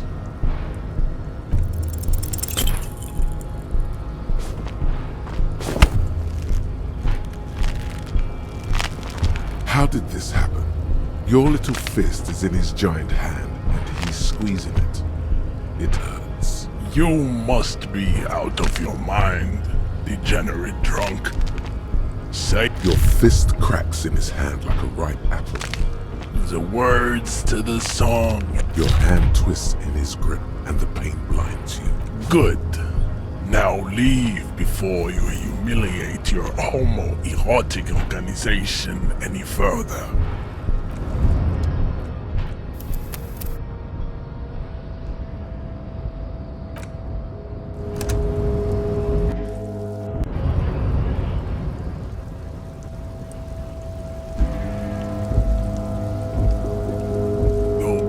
Yeah, Measurehead. His body touched. That is... You reek of it. An invisible... No, you don't. Jerking motions. So you get... You do... You will... It is, babe. There is a button right behind him. That bring you... The walls will be lined with bottles of Al Ghul, your beloved beverage. Inside, we will store the odes to homosexuality. Just like that, instinct took over. A solid strike straight into his throat, into the cartilage. You could swear you felt the soft palate break. The man is reeling, gasping for air. Time stands still around you. In the distance, the sounds of the harbor are falling silent. All you hear is a small gurgling sound as a trickle of blood appears on the man's lip.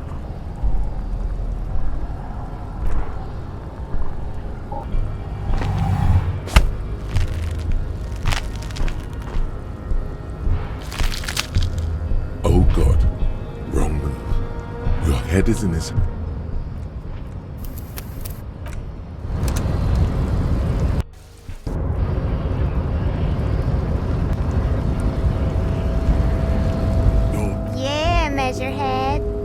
That you reek of it. No, you don't. Jerking. You. It is. There is a button right behind. Bring your... The walls will be lined with bottles of Al Ghul, your beloved beverage. Inside, we will store the odes to... Just the man. All you hear is a small gurgling sound.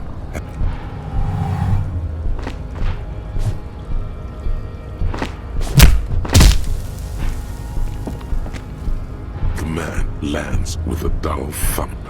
like a broken down puppet of muscles and sinew. For a moment, he still tries to keep his head up, dazed eyes looking at you with unimaginable surprise. To your left is the button. As you slam your fist on the button, the man collapses entirely, his head rolling to the side. Looks like you're the new measurehead now. No one is the new measurehead. Let's go before he gets up.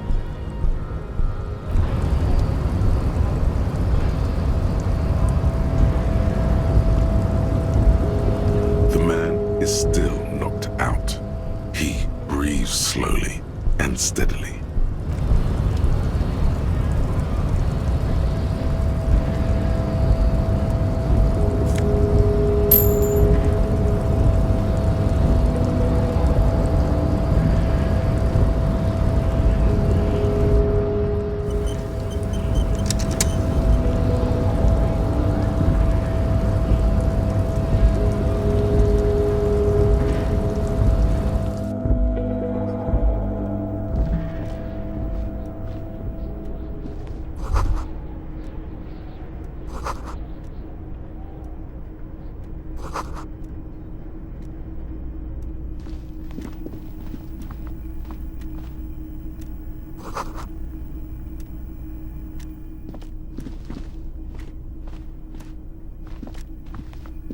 An imposing combination of a punch clock and a payphone is looking down at you from the wall. A note on the side says, "Tokens unavailable due to strike. Use change."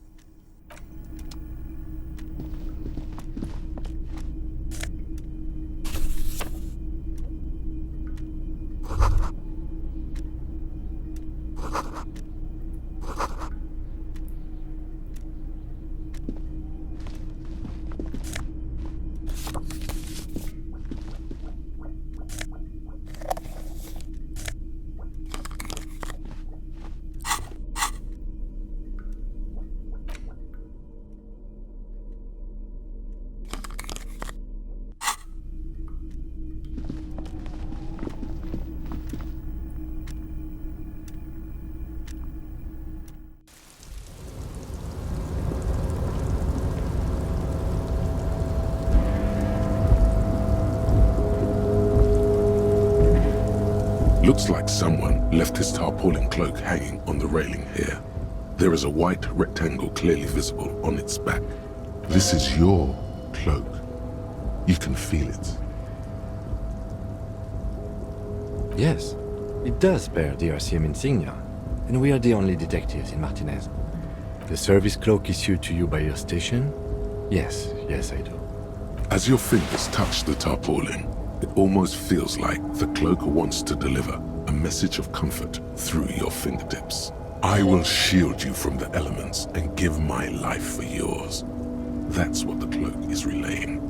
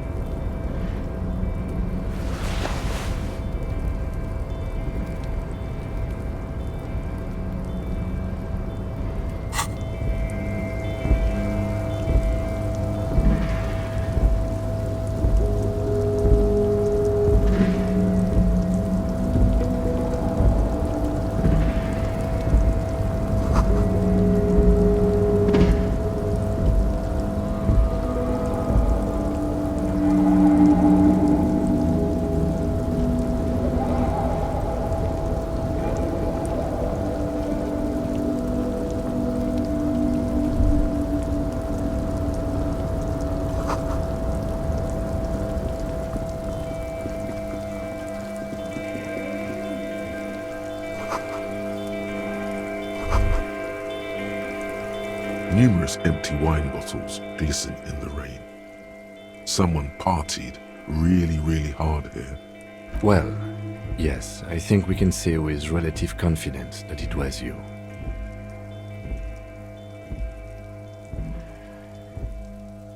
Yes, this looks pretty advanced, all right. For now, let's just move on. This is the night watchman's booth. The name on the door reads, Rene Arnaud. Listen, it's okay to take a few minutes to yourself. Sit down and have a breather. If you must. But please hurry. We are pretty easy to spot up here.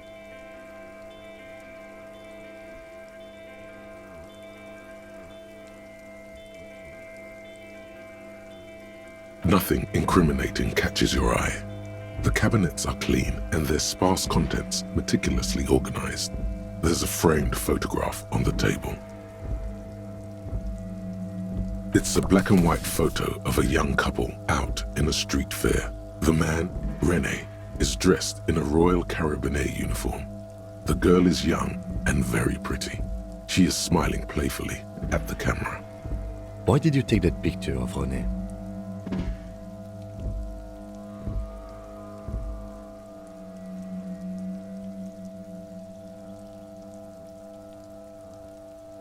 You're really interested in that old soldier.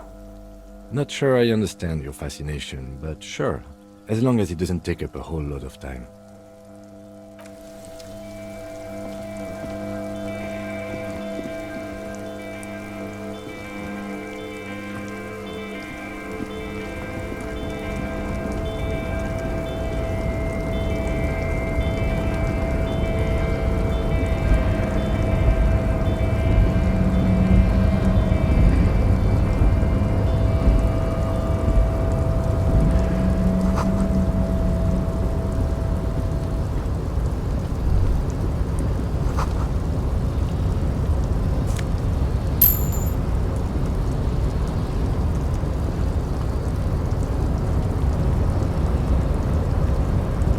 Rusting control panel with several knobs.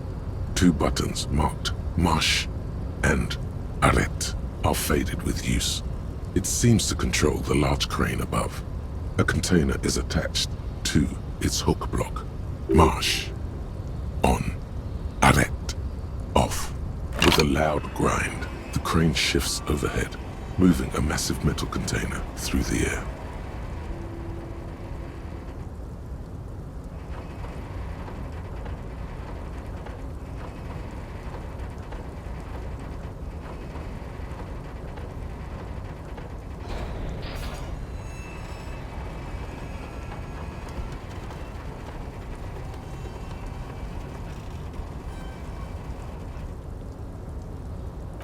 With a surprisingly quiet thunk, the crane places the container down. The harbor sleeps as the strike rages in the distance. The crane can rest again, now that its purpose has been fulfilled. The rusty control panel grows warm to the touch, then grows cold. It is finished. I can't see how that was worth the ruckus, except for seeing the crane in action, which I admit was satisfying.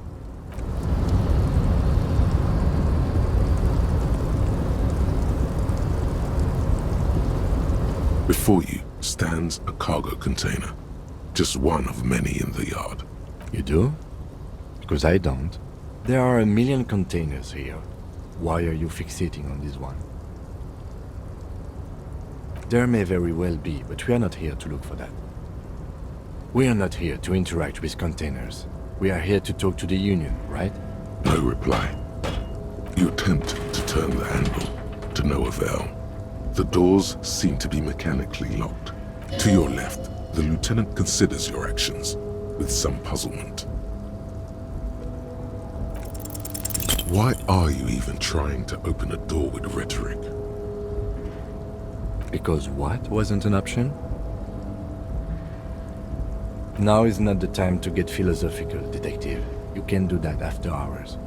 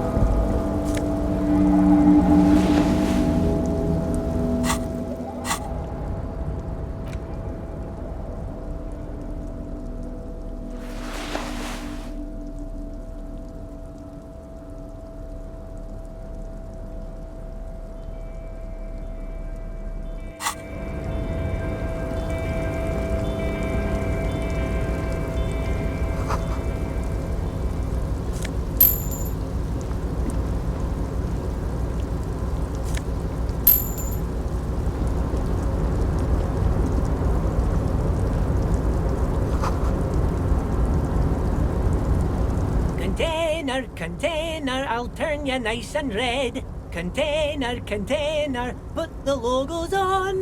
The lyrics to this Container song are being made up as he goes along. The accent is so thick, it's impossible not to notice he's Ubi, from the vanishing peninsula of Ubisund on Muindi. Container, container, used to be Wild Pines. Container, container, now belongs to Everard.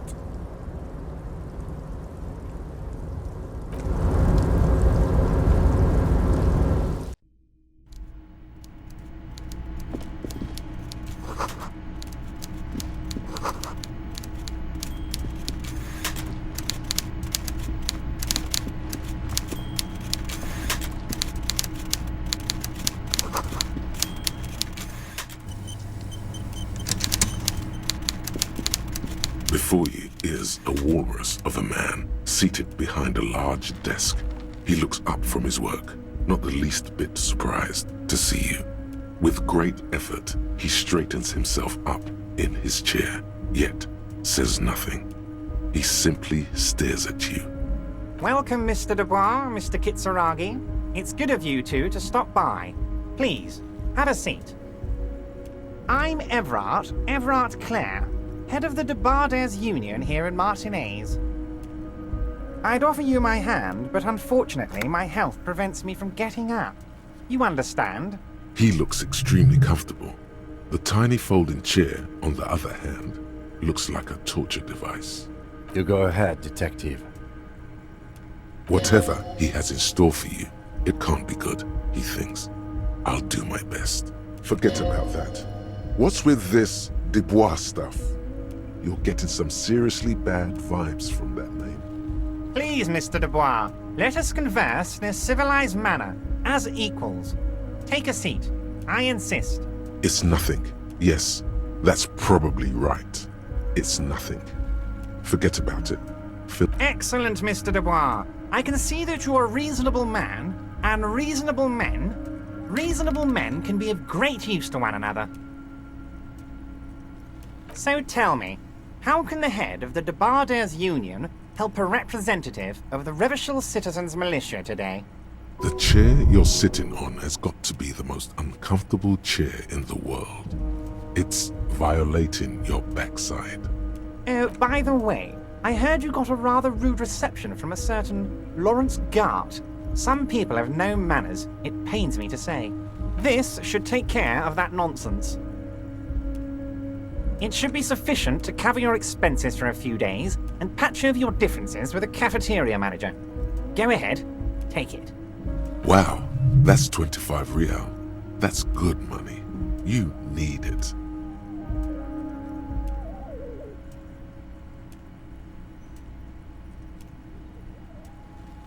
Don't mention it, but also don't forget it.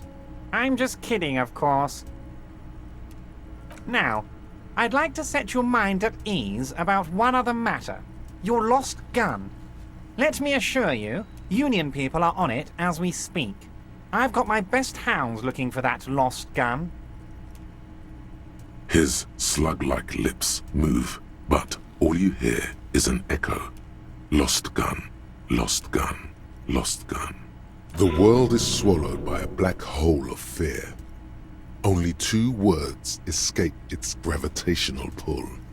Lost and gun. Are you all right, Harry? You seem anxious. Don't be. Everything's going to be all right. It's not like you left it loaded. You didn't lose a loaded gun. Local children aren't out there playing with it right now, pointing it into their own mouths. It's in a safe place. I just know it. I have a feeling everything's going to be all right. It was loaded.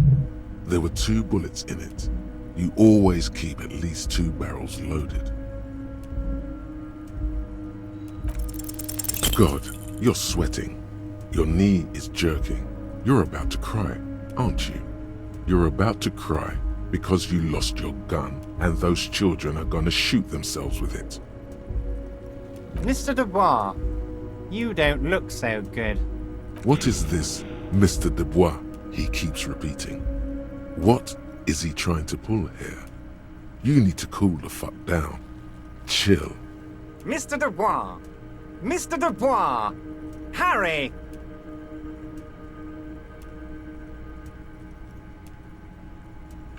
Mr. Dubois, are you okay? Can I get you a glass of water or something? Are you having some kind of medical emergency? Maybe you could use your hands somehow, in a kind of throw-in motion, like you're throwing that Mr. Dubois act right back at him. He's Mr. Dubois. Don't be dramatic. I can see your condition isn't terminal. What an odd demonstration of... you got me, Harry. I don't even know what. As entertaining as it was, I'm afraid we're wasting our time. And I'm an extremely busy man, as I'm sure you are too. Okay, enough. We are here to ask you some questions pertaining to a murder investigation. Quick, here's your window. Get yourself together and ask him questions. Police officer questions. My dear Harry, there are literally millions of containers in this harbour. I couldn't possibly remember what's in all of them. Harry, you smooth-talking son of a bitch. Time is a precious resource, and I don't have enough of it to count containers with you. Smooth talking. Maybe that's the way to go about opening the container. You should at least try convincing it. Of course. Let us dispatch with the formalities. You call me Everard, I call you Harry. My God, so it's true. I didn't want to believe it, but you are a fantastic science fiction amnesiac cop, aren't you? What are the odds of that? I think the odds of that are very low. I assure you, there's nothing to be ashamed of, Harry. You're among friends, and the good news is... I have a big fat folder on you, Harry. I'm sure you have a lot of questions to ask. Maybe I can help you out. Don't trust him. For all you know, Dubois might be his name. You need to confirm this. I'm sure you had some concerns you thought I might be able to address. And you were probably right. I can. Are you trying to tell me you've gotten hold of some of our documents? Mr. Kitsuragi, would you mind? Me and Harry are talking about his lost identity right now. Everard's large hands are covering the folder, but the look on his face says, I know everything about you, Harry. Oh, Harry. Oh, wow. This is really something. I'm sure it's not that bad. At worst, he has an old RCM folder, and I very much doubt even that. So how about it, Harry? You need assistance, I presume?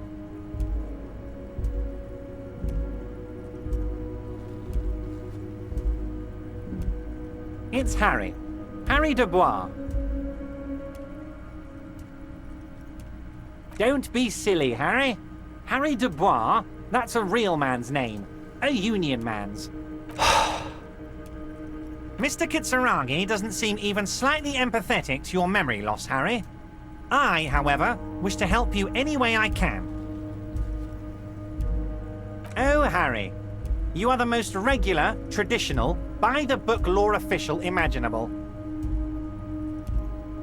Now that is funky, Harry. You are a colourful fellow, not a boring stiff like this deceitful folder here implies. He's probably just making a guess based on your recent activity in Martinez. Of course, Harry, of course. Let's not linger on personal details and amnesia. You wanted something from me. Yes, your lost gun. My best men are on it. They're turning every stone, searching every playground, asking kids, grandmas, everyone. Your gun will be found, Harry. Let me assure you of that. It's just a matter of time and effort. The only way to find it seems to be working with him. He might even be holding your gun hostage.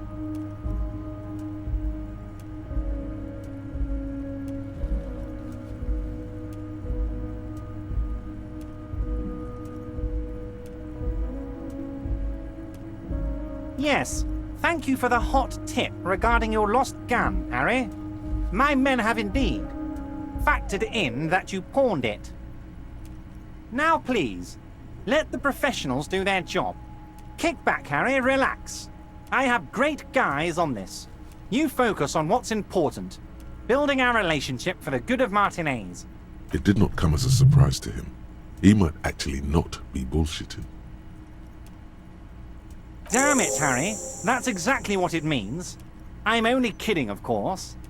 He is not. Of course. I understand. We help you, you help us. Oh, of course. That's your main thing here. That's why you're in Martinez. I know everything that goes on around here, and I would love to help, like I'm helping you with your lost gun. I mean, it's no secret that the lynching is connected to the strike. So much to talk about. Honestly, it's been weighing on me so heavily. I understand you need to interview me. But there's a thing that's been keeping me up at night. I want to talk about the hanging. I mean, if we could just calmly talk, exchange information, we could blow this thing wide open. Yes, that sounds good. Let's do that. But I can't think straight with this thing weighing on me. You're police officers, aren't you? I have a crazy idea.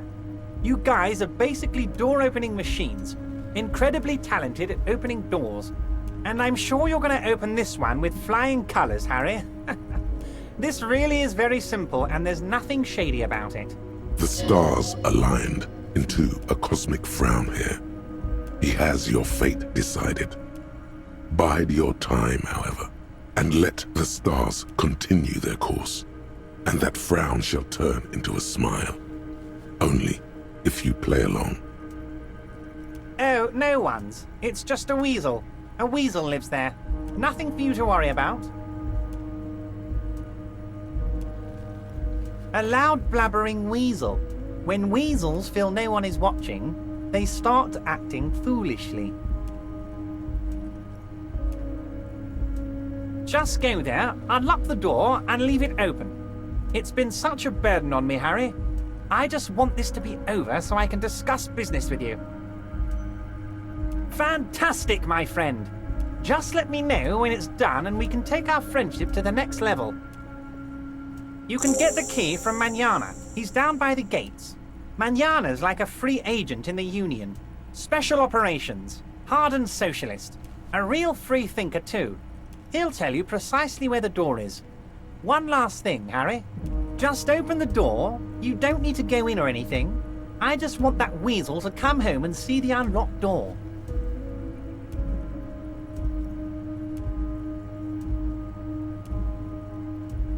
Wait. You need this to get in and out through the gate. Here. You're one of us now. A real red and white Union man. Take care, Harry.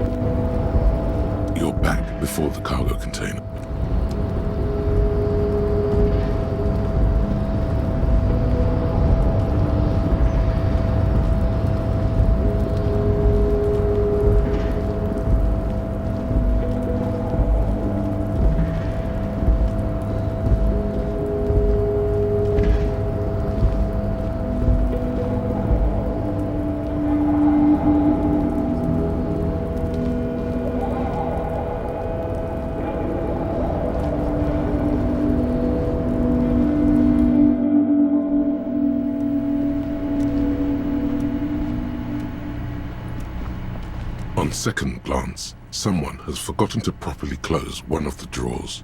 It's unfortunate for the Union to just leave their paperwork lying around like this. Let's see what's inside, he thinks. The drawer opens smoothly. Inside is a well-organized selection of brown folders. Hundreds of documents containing logistical data. Two kinds of transactions stand out. Materials coming into Revachol from the outside world, from Muindi, Grad, and even Ilmara. And the same materials being handed over to companies inside Revachol. Kuron, Coal City, La Delta, and Jamrock are listed among the many districts where the imports are being sold. It's hard to make sense of this thicket of company names, dates, quantities, and percentages. You try to focus, but the lines are getting blurry. Look how blurry all the lines on these papers are. How unwieldy your own willpower is to yourself. You're like an absurdist Samaran monk, focusing through not focusing. Hermeneutics was almost within your grasp, but now only vague letters float before your eyes. Less meaningful, but aesthetically more pleasing. You are a police officer, not a spiritual healer. You can focus the normal way by turning your attention to something and not letting go. Is that what you're doing with those folders over there? Right. This is probably not relevant to our case. After all, we're not investigating an accounting mystery. The drawer slides shut. The file cabinet stands steady as ever. You're trying.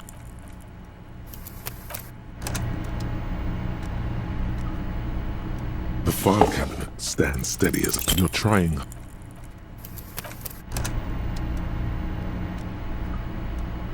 The file cabinet stands steady as whatever's hidden here is hidden well. Concentration isn't enough. Only a trained accountant with a background in logistics would be able to really make sense of it. However, there is a little handwritten note stuck on the side of the drawer. It appears to be a to-do list written in large, uneven capital letters. Remember, Leo, Everart's shoes, special whirling borscht, water Everart's plants, sweep office floor, more banners. All items on the list have been crossed out and the note itself is crumpled. One of his aides must have left it. Nothing incriminating here. What is so special about this borscht? Code for drugs? Booze? Blood? Remember, Leo, Everart's all items on the list, hundreds of documents contain, and the same you already went through all of these. The drawer slides shut smoothly.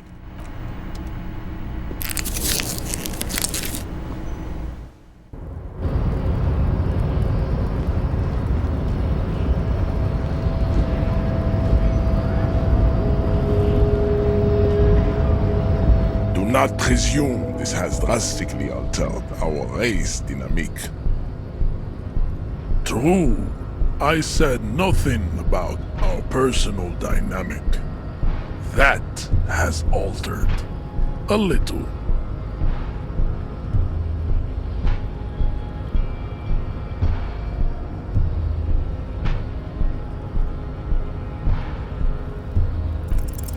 Ask what kind of races there are first. Classification is core to this stuff. Do you?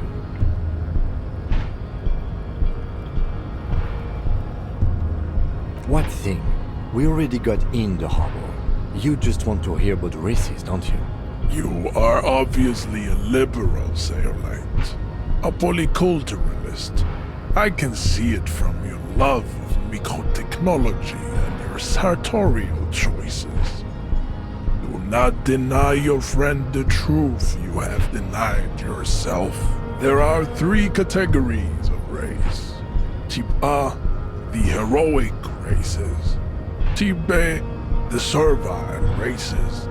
And the vile CF race cauldron of pederasty. Which one do you need an occasion? I knew you would go straight for the vile cauldron. Everyone does. You need to first learn about Tip A and B to appreciate the depravity of the chimeric races. Yeah, I mean, otherwise, it just won't make any sense. Yes, it would seem nonsensical. Those are the Simones, the Areopagite, and the Occidentals, excluding the Maun, of course. The Maun are riddled with eczema to the point where they find it impossible to smile. They are all lactose intolerant, a common result of inbreeding. A receding genetic pool has led the Maun on reprehensible street parades in Maun cities like Stadskanal and Vredefort, wearing wooden clogs on their feet and little green tassels on their hats.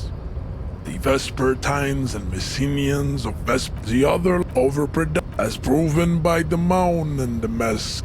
The Areopagite, the latter. Nature was not capable of more. Type B. The Khoikos of Grad, Yugo, Zhimsk, Shest et al. Yes.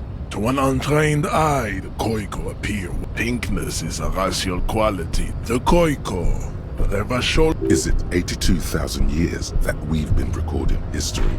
You have very little idea of what is happening. But that seems a little off. The Revolution came to Ravachol from Grad. The Revolution. Enough of tips. The F are a museum of failed chimeric. Lesser races like the mosquito. The mosquito is born sterile. Then there is the Simino Koiki Chimera. The Khoiko, as you know, are this will but enough. It is cruel to you understand nothing. To solve the great race enigma, you have to first ask yourself, what is the race enigma? You have not even worded the mystery, let alone solved it. You need to internalize what you have heard here today, then return to me. This clarity does not come instantly. I cannot possibly imagine what else we have to discuss, Tibere Vacholian. Your love for disco music and venereal disease? Oh, don't be vulgar. White or not has got little to do with this. The race enigma runs much deeper than that. Mr. Clare is a man of vision and means. He has the will to confront international capital, which is something your race naivistic communists never did. Also, to serve is noble. It takes discipline. Your petulant individualism has only contributed to your race failure. It is lax and moronic. Jam. Individualism. You have gotten these ideas from degenerate youth culture, have you not? You have picked them up from rock and roll songs? Of course it does. You are a degenerate individualist and a rock and roll rebel. A pawn of international finance, just like the rest of your ham-colored race. I am not surprised you enjoy it so much. This has happened to many of the side products of the inevitable cultural victory of the Seminese race. Meshhead stoically looks to the distance, in silence.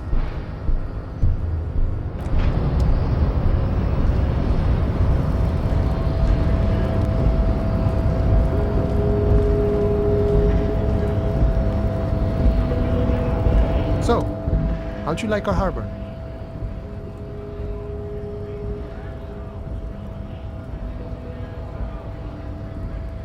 It's but a rest area on the path leading across open plains.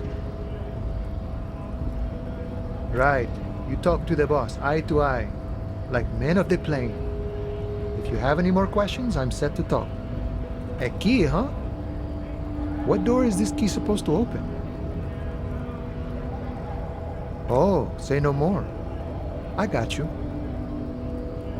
I got that key right here. And let me tell you, it's mighty good of you to help us out during the strike. Working class solidarity, as they say.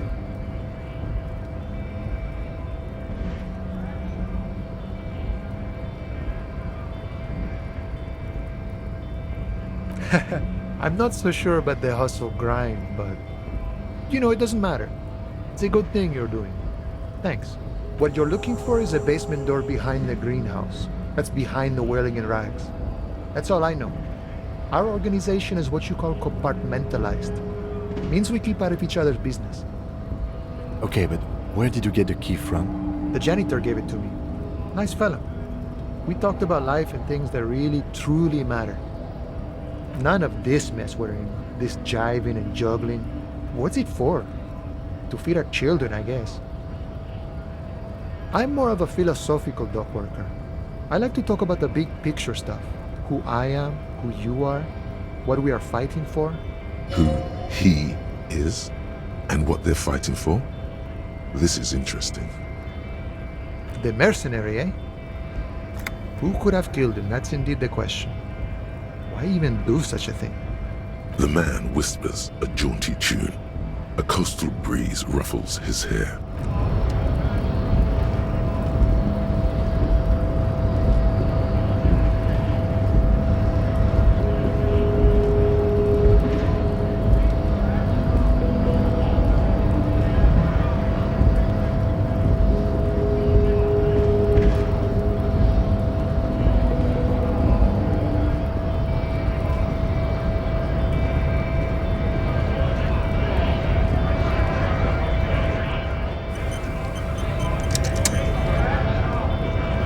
Went native on the chief, huh?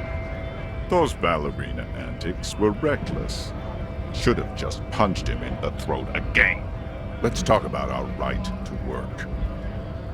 You here to fuck with us? Beat the honest worker down? We're here to fight for a cause. Stripes usually have problems with people who have causes. Good. We're fighting for a cause here. Right to work! Right to work! Besides, we're not that different. It helps if people see us talking, cops and strikebreakers together. Shows authorities are on our side. Builds confidence.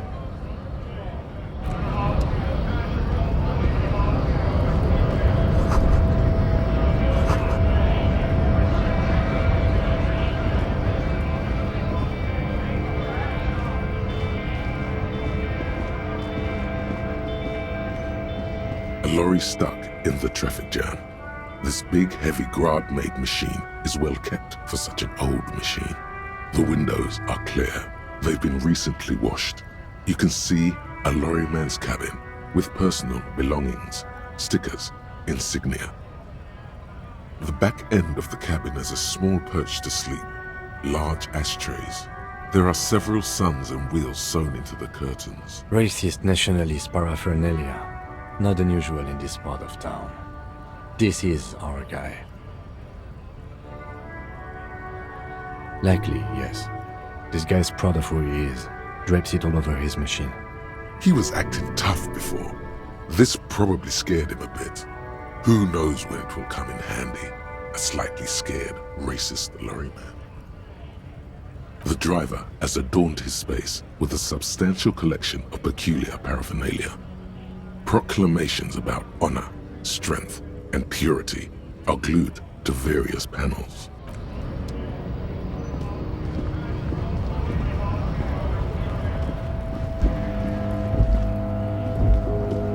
Looking for something?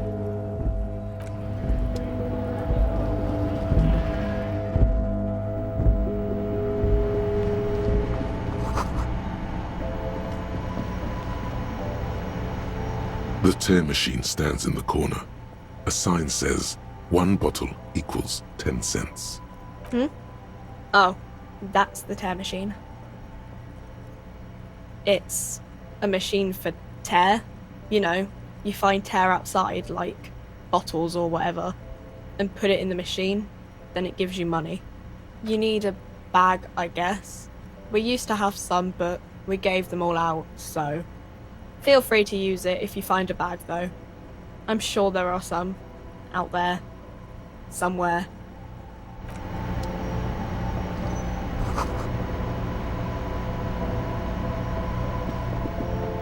You see several packaged raincoats fill a low shelf beneath a display of croissants and juice bottles. The raincoats are transparent, except for the big Fritta slogan on the back. What is what? It's a raincoat. If you want to buy one, then it's only 4 real.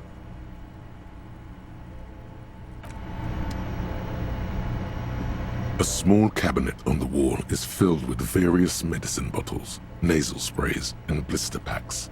They all bear the Saint Baptiste Pharmaceutics logo. Just ask me if you need anything from Saint Baptiste. We don't stock prescription meds, but we do have Nosafed, Duramine, Magnesium, and Hypnogamma.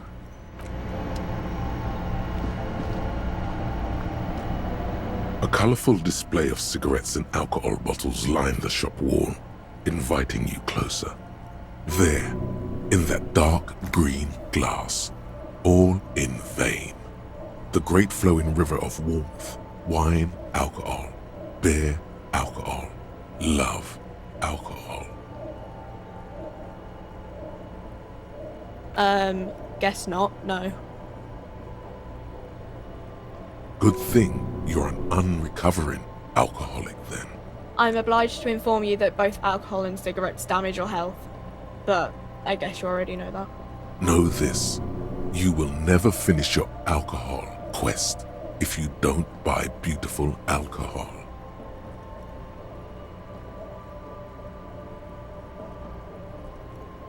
Here you go, mister. Here you go, mister. Here you go, mister. No, Frick only sells legal drugs, like the law says.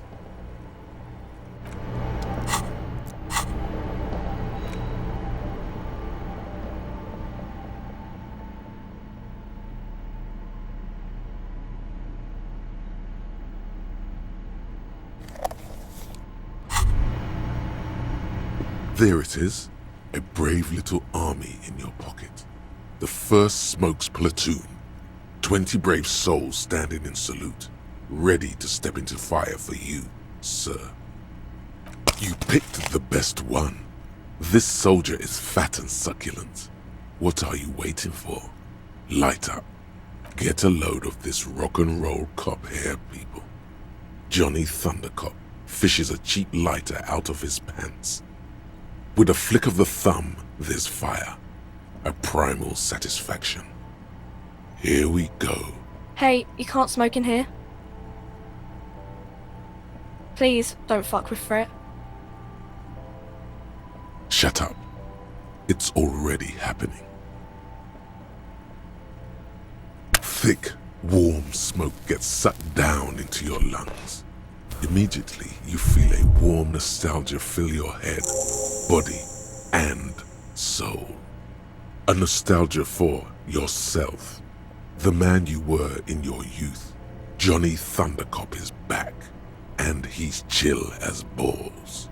In the bottom right corner of the screen, there's a cigarettes button. Cigarettes gives +1 to intellect skills. Logic, rhetoric, conceptualization, visual calculus, encyclopedia, and drama. This is good before a white check, but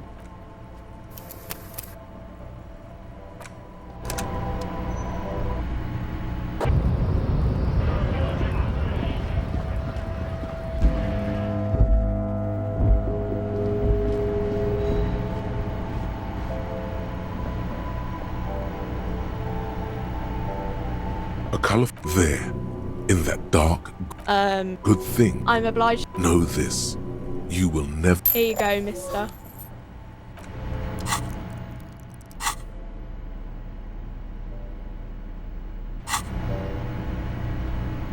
A colourful display. Again, I'm obliged to inform you that both alcohol and cigarettes damage.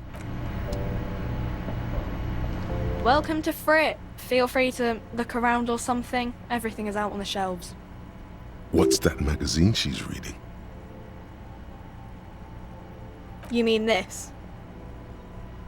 This is Pop Stars. It's got, like, famous people in it. It's not for sale. Looks like it also has something called Police de la Mode, featured on page 34. This speaks to you. It's where they rate different outfits famous people wear. It's kind of funny. They're kind of mean. It's about who's the most stylish.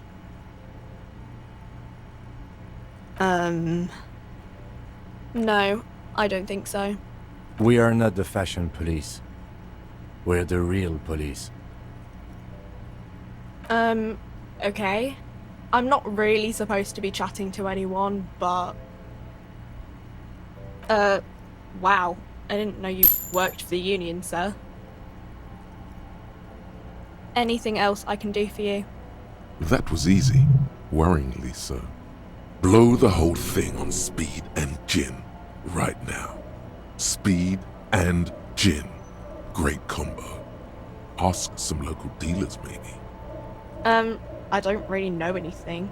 I mean, I know it's there, but I haven't seen it, so... Not really. No. I didn't know him at all. I don't know. No need to worry. It's just standard procedure for us to ask around. If you hear anything, let us know, okay? Okay. Uh-huh.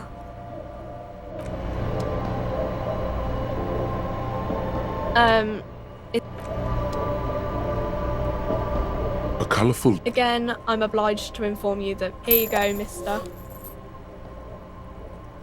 Here you go, mister.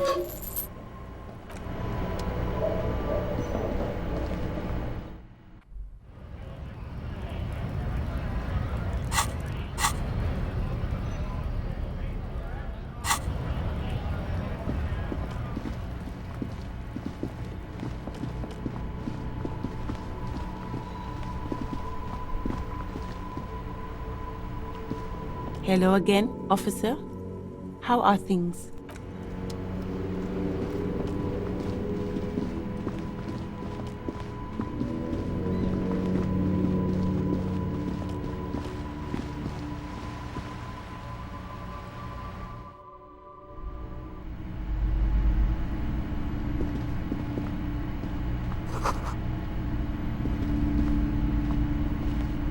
The display rack is brimming with worn paperbacks featuring an extremely muscular, sword-wielding barbarian on the cover. Nearly all the titles contain the word Hyundai somewhere. Oh, Man from Hyundai. A very popular series of adventure novels. They're awfully immoral and violent books. Blood and violence, scantily clad women, epic narratives, all those mystical things he encounters. They're bound to grab those with little imagination and nothing to do. What does it matter? They're all the same. However, the customer is always right, they say. If you're a novice of the series, I'd recommend Hyundalaman, the Man from Hyundal. It's supposed to be a good introduction to the series.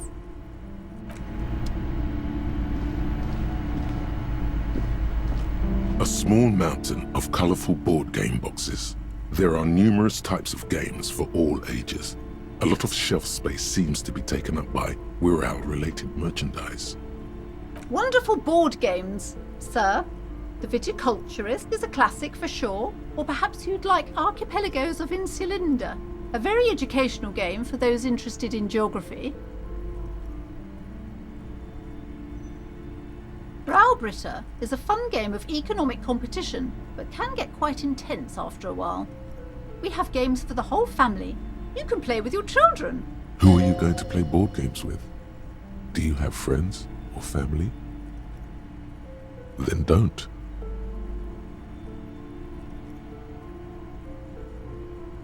Don't be so hard on yourself, sir. You just need to clean up a bit. And technically, friends are a bit like family. For playing with friends, I'd recommend Suzerainty. It's a civilization building game where you build a civilization, then set off to brutally colonize and repress other civilizations. It'll cost 12 real.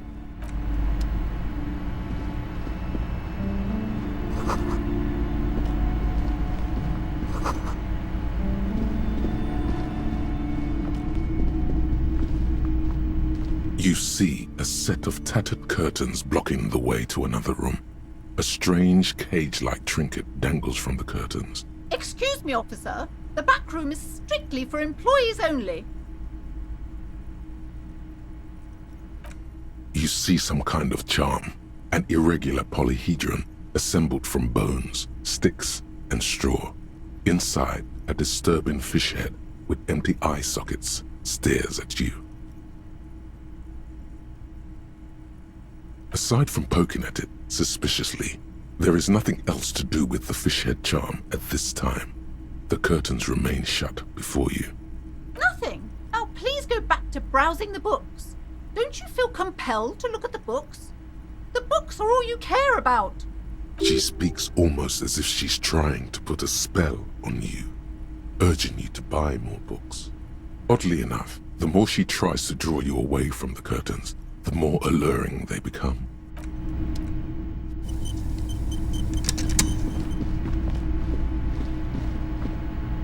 These shelves are overburdened with books from the same series.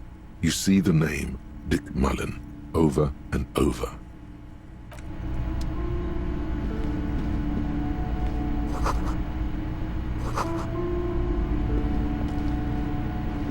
The plaque on the shelf reads, "Biographies of famous people." You see a large variety of names, none of which ring a bell. Several maps have been attached to a bulletin board hidden inside the alcove. They're held up by small pins. The board has come loose from one corner. The maps look old and faded. Your eye catches a map of Insulinda, a map of Revachol, and a map of Martinaise. I'm sorry, officer. The map of Martinaise is the only one available. The other two are not for sale anymore. And besides, you could scarcely afford them. They're quite valuable, though they might not look it. The map of Martinaise is 90 cents, though. That old thing? It's an out-of-date map of a tourist location that never was nor came to be. From when some design studio people tried to spruce the place up 4 or 5 years ago. They also renovated the horse statue, set up those coin-operated viewers, and designed the new street lamps. They didn't get that far, for some reason. A shame the project never got going. Would be nice if someone fixed Martinaise up. All these ruins are bad for business. You peek at the storekeeper, waiting for her to be distracted. When she's not looking, you deftly rip the map off the bulletin board and pocket it. You're now the proud owner of a map of Martinaise, which, to be honest, did not even cost that much.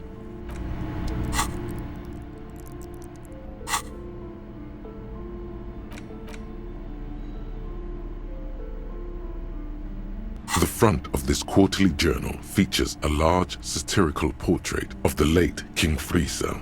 From the sides of his head, a pair of white antlers spread to the corners of the cover. To your disappointment, there aren't any full-color pictures to direct your attention. Just column after column of closely set text, interrupted occasionally by little doodles in black and white. After rifling the pages with your thumb several times, you return to the table of contents. The magazine is divided into several sections: international development, Kunst und Kultur, and local concerns. Just inside the cover, there's also an editor's note. Comrade, as you know, this journal takes it, but like the so please, if you value our radical Mazovian perspective. What do you expect? It was laying around the office of the Debarders Union. They're probably bankrolling the thing. You flip back to the front of the magazine. The worn map features the patchwork grid of the streets of Martinaise, with directions to appropriately touristy locations. Year 48 resides on the upper right corner.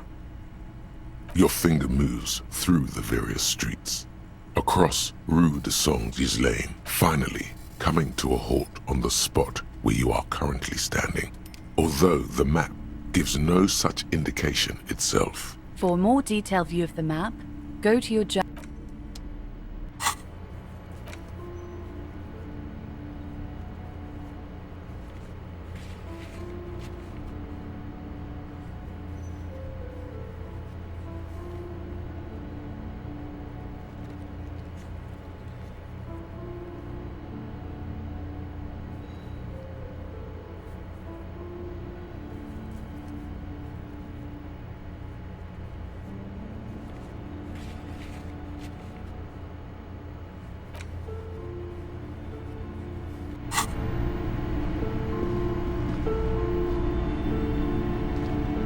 This bookstore is not strictly about crime, romance, and biographies of famous people.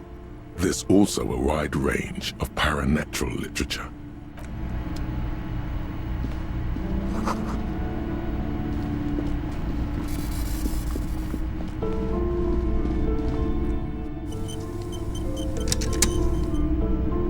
The curtains tattered with age.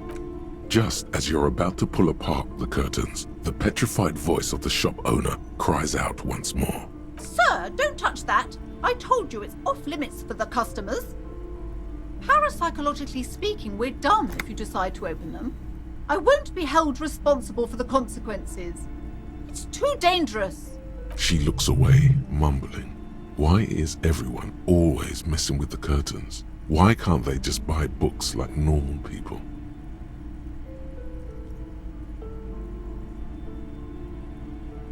No, it's just a storeroom for the employees, I told you. Now please step away from the curtains. Why? It's not like anyone was killed there. I am sorry, I don't mean to be so impolite. Just please don't go there. I can't allow that. You'll only make things worse and unleash the powers. The curtains do seem frail suddenly, not robust enough to contain a slippery darkness. You do? My God, even more reasons not to mess with the curtains. Just step away, dear sir. No! Please just talk to me, officer. Come here and let's talk this through before you decide to do anything extreme. Lies. Rip them open, we say. There is something mysterious about the curtains. Be careful.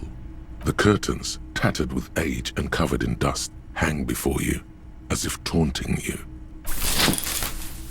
You see a dimly lit room full of dusty furniture and trash. A doorway stands in the back, covered in dozens of scary little cage-like trinkets, your shadow looming over it like an omen. I warned you, you're unleashing forces beyond your understanding.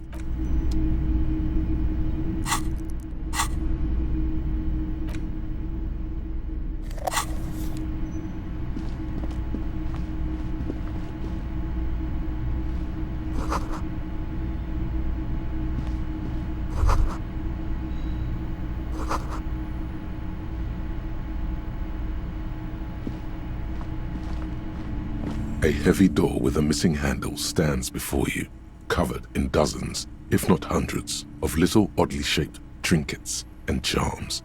It appears to be locked. Only an echo. No one is there.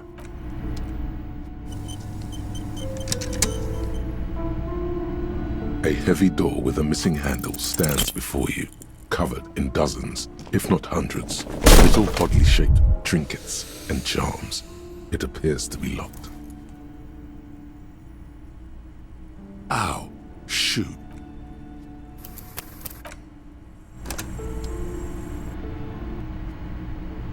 A heavy door with a missing handle stands before you, covered in dozens, if not hundreds, of little oddly shaped trinkets and charms.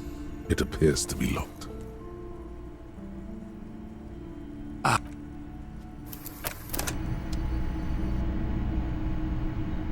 A heavy door with a missing handle stands before you, covered in dozens, if not hundreds, of little oddly shaped trinkets and charms.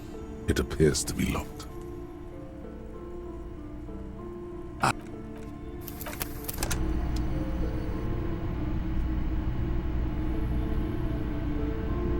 A heavy door with a missing handle stands before you, covered in dozens, if not hundreds, of little oddly shaped trinkets and charms. It appears to be locked. You smash into the wood and see a small crack appear on the doorframe. It's going to take one more try to break through to the other side. But you've done it. You're not thinking of trying again, are you?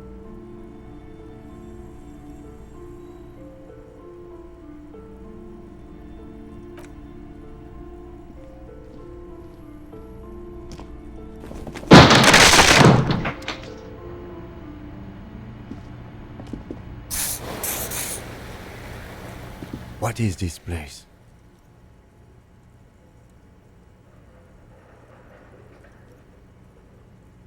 Yes, but no one's been here in ages. I doubt the electricity still works. Good thing we have a flashlight on us. An eerie feeling rises in your chest. Yes, because it's closed. No need to look for supernatural explanations where a banal one will do. Now let's move on, shall we?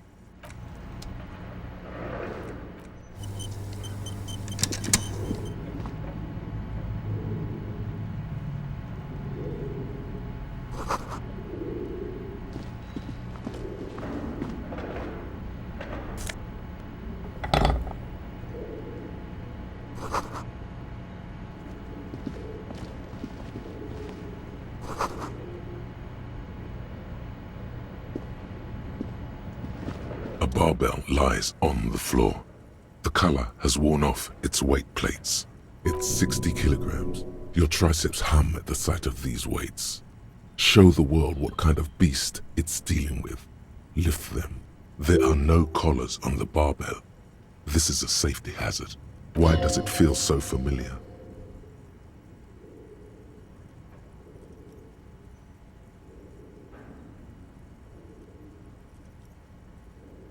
You're right. The weight may fall off. Better not touch it then. No one does until they get smashed under the barbell.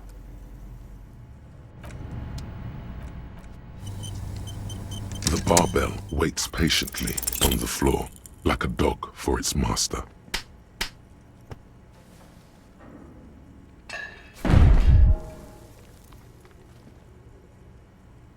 You managed.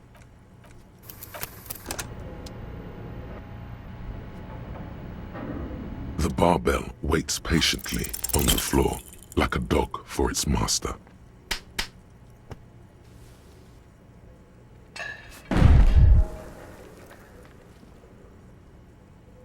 You managed.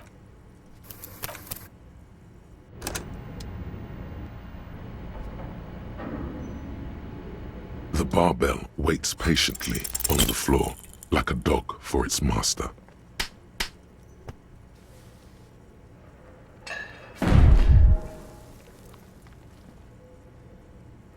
You managed.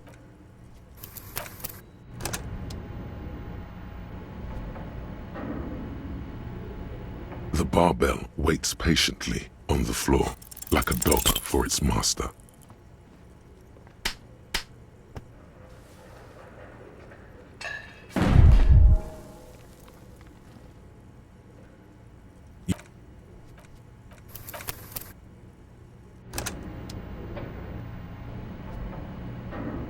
The barbell waits patiently on the floor, like a dog for its master.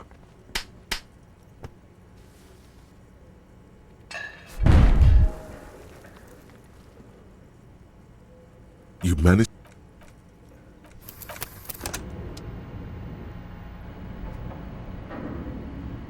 The barbell waits patiently on the floor, like a dog for its master.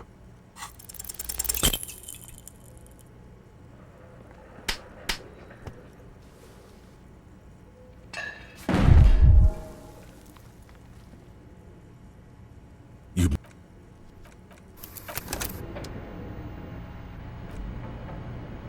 The barbell waits patiently on the floor, like a dog for its master.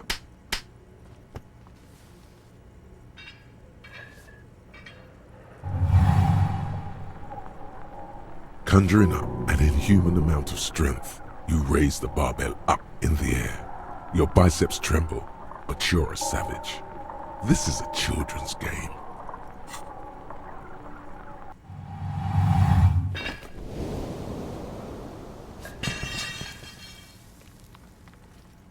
A warm wave of accomplishment washes over your head as you drop the barbell to the floor. For a moment, it feels like you're strong enough to succeed at anything you ever set your mind to. Hey, but you're still in a ghost house. What if someone heard this? What if they know you're here? Good technique.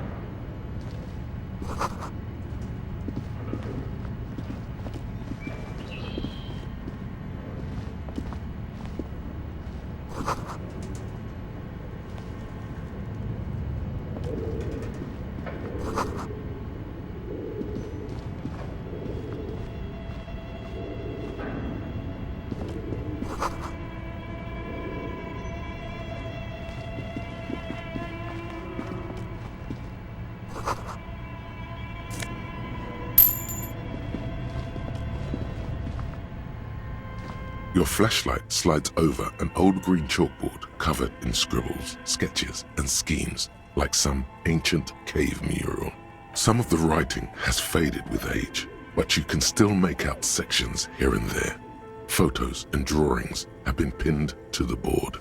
These lithe, pointy-eared creatures appear to be different types of welkins. You make out autumnal candle welkins casting wax-based magic, translucent welkins with organs shining under their skin, and even ether welkins hailing from the vast emptiness of sidereal space.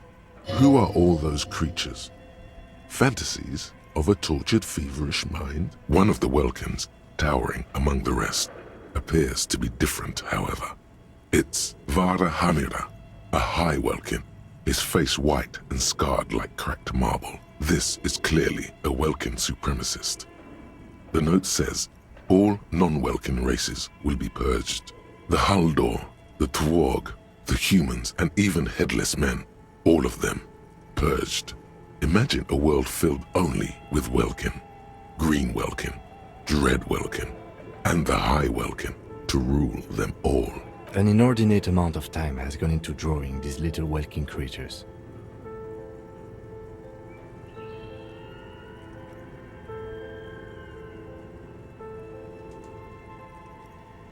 Just look at those details.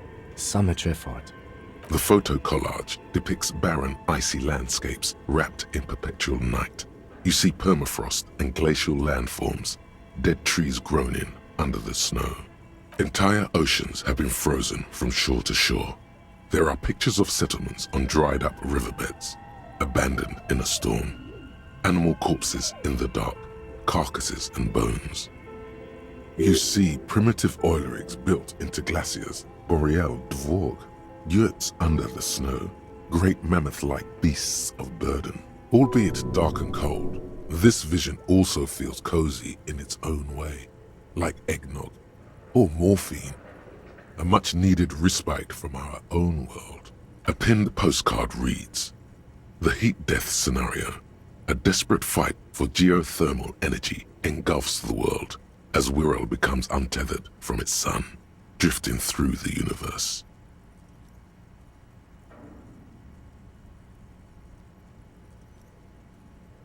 This is a monthly calendar from the year 50. Cryptic words like sprint, daily minimi, and GPI span the marker-drawn grid, the grand scheme of production and money.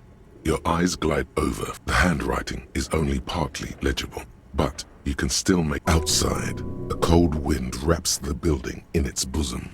Snowflakes in the wind. An old woman passes what the locals call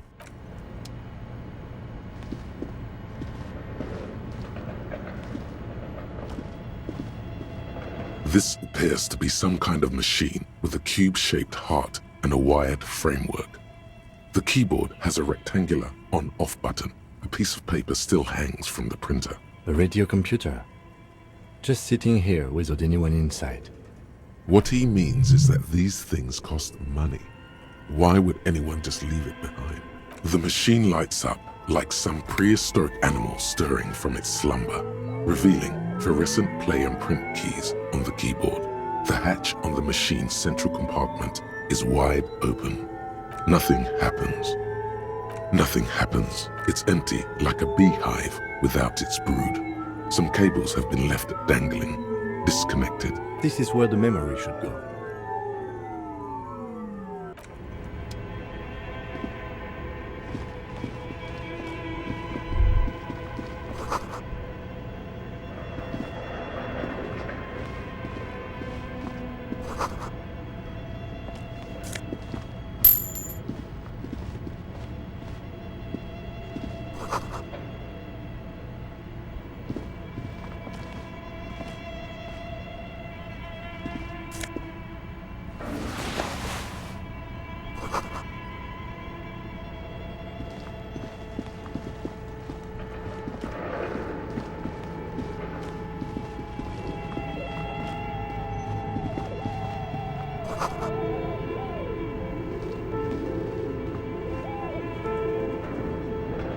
Tiles on the cube are still like a smooth draw. The filament slides into place. On the keyboard, the play key starts blinking. A bar of fabric right above the keyboard starts producing a soft hum. The sound of static seeps through the machine's planar magnetic driver. Oh no. It was already glowing and now it's also making a sound. It's probably some alien CO-like technology. The static gets louder, slowly filling up the abandoned hall, until a voice speaks out, crackling and old, cutting into the air. Good afternoon. Fortress accident en rue de Saint-Ghislaine. This is East Insulindian Repeater Station 1. Please repeat. Is this the production schedule?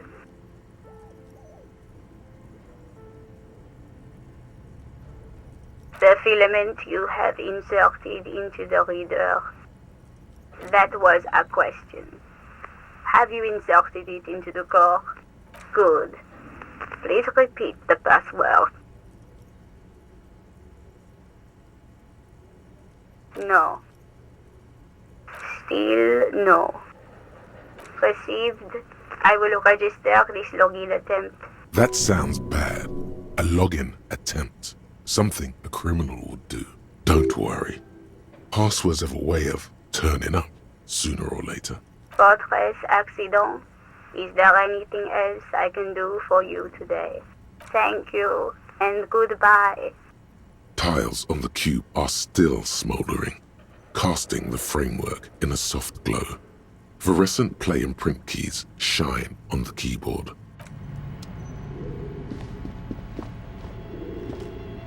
This old fireplace is covered in lines drawn in blue and red marker, the mesh spreading over the stone like blood vessels on alabaster skin. It looks ghostly and strangely ancient. The whole thing resembles Kadran mosaic tiles. Very pedantic. History classes, students with their textbooks open, studying the roots of our civilization. Those aquarelle blue tiles looked beautiful in the sun.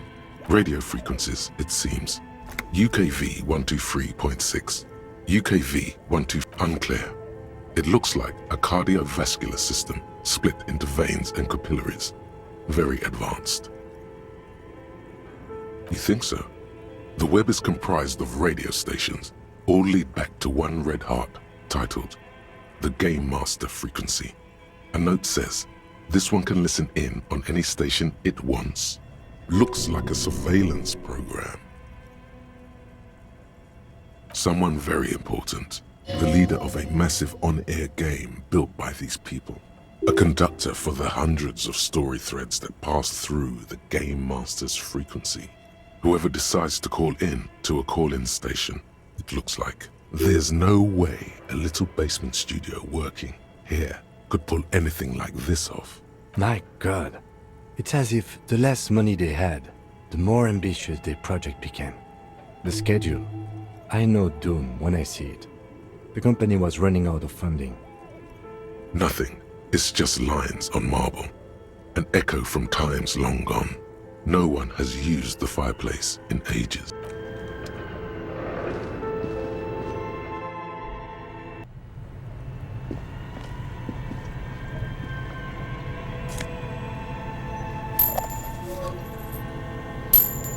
Okay. What do you think is going on with that computer, chalkboard, and fireplace? No, that's not it. I think it looks like one of those popular pen and paper role-playing games, only these people were trying to automate it, make it work on radio computers. Utter madness, he thinks, as a compliment. Not to my knowledge.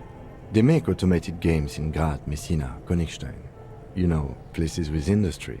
But I don't think anyone has attempted to create an interisolary game before.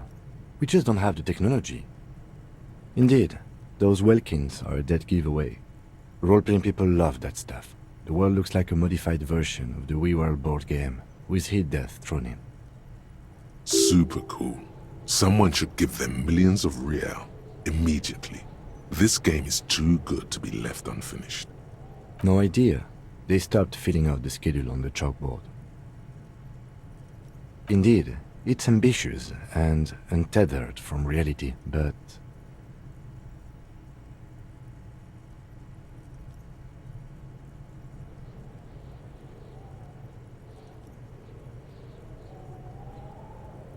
it's too late for that, I'm afraid. Okay, let's keep moving.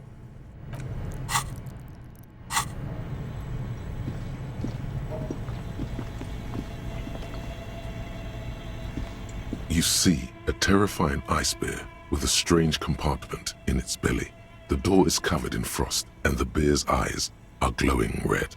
This ice bear is a hyper-carnivore. Be careful. The bear looks oddly realistic. Is it taxidermy? A gust of freezing cold air rushes to greet you. You hear a low grumble as the bear regulates itself. This is the inside of a refrigerator. The lieutenant takes a peek inside. His hand has found the holster of his gun. The shelves are empty. All you see are crumpled ice cream wrappers with the brand name, Revachol Ice City. A handwritten note has been attached to the door. The fridge is huge. You pocket the note and the little fridge magnets keeping it on the door. You've acquired an interactable item. A friendly cartoon bear smiles back at you from a glossy cellophane wrapper. It looks nothing like the fridge.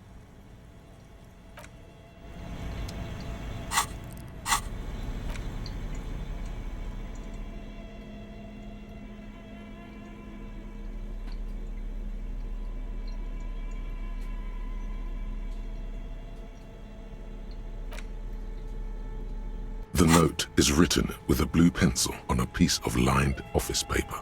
The kitchen magnets have left spots on its surface. Does it say anything interesting?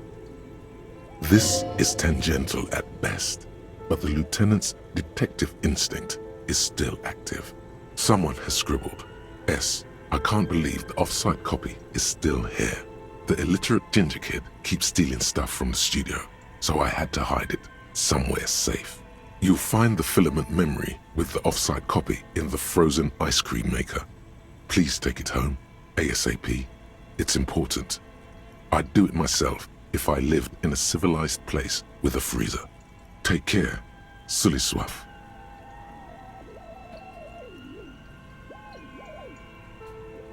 Some local miscreants, probably. There are tons of them running around in Martinez, ready to stir up trouble. We usually dispatch our junior officers to deal with them.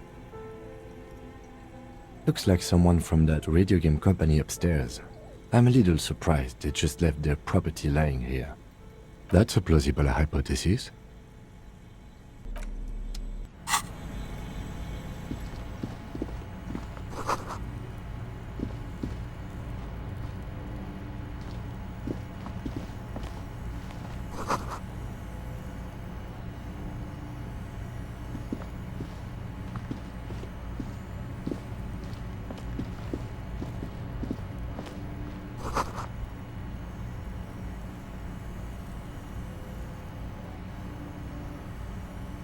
A few bricks have fallen off, revealing a compartment behind the wall.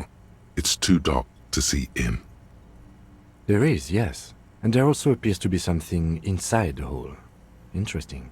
Do you want to take a look? Your hand reaches deep into darkness and spiderwebs. Rummaging around, you find rusty rifles hidden away. Most of them are rusty and inoperable, like the rest, but one catches your eye. A bolt-action model with a fine wood stock, in better cosmetic order than the others. That's a rare sight. Seems to no longer be functional, but still a beautiful thing in its own way.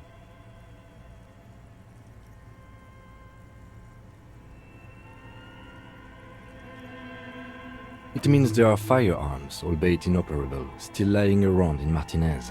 It's an interesting coincidence, I would say. Might come in useful in the future.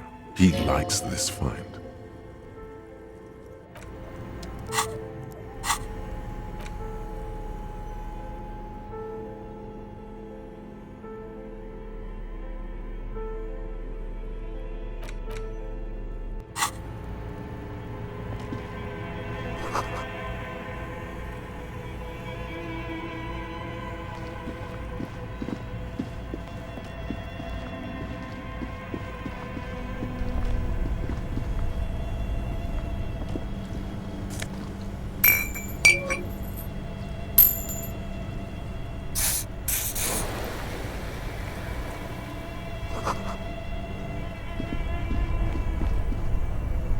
Two cables are plugged into the breaker box. The red one leads to the ice bear fridge, and the black one to the ice cream maker nearby. An electric sizzle. The room is slightly quieter now. Something close to you dies with a soft electric purr. Why did you do that?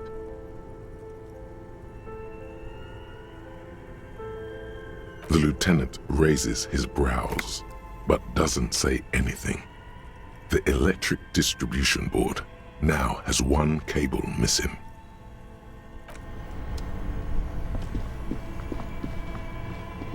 This orange machine is dead still. It has a hand-cranked ice cream churner and an electric freezer. The ice around it slowly melting.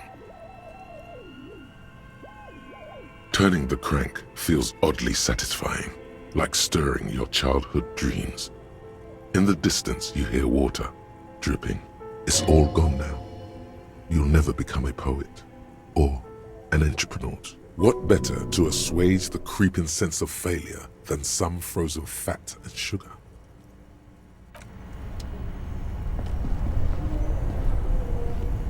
Both cables, somewhere, a machine hums along with the current. This orange machine is buzzing like an old submarine.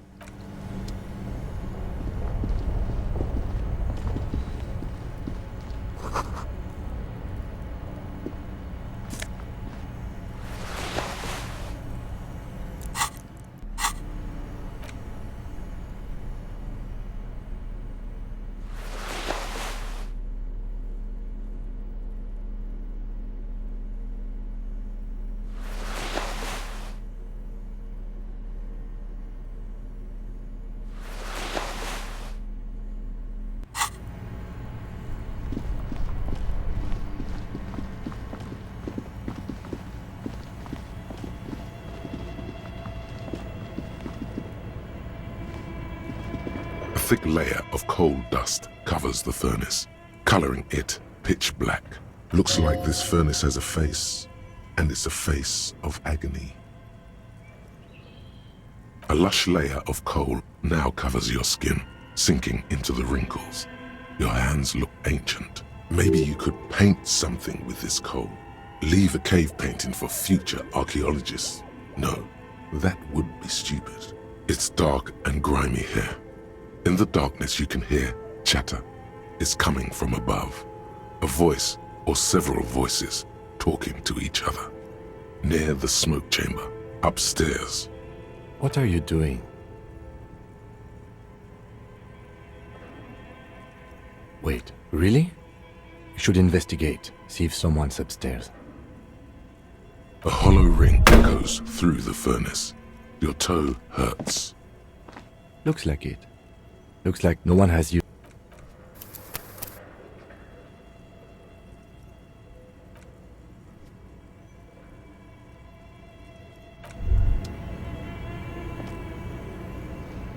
A thick layer of coal dust.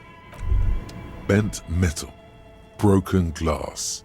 Your path lies strewn with the broken forms of everyday objects. You are the destroyer, the bane of inanimate matter. Kudos.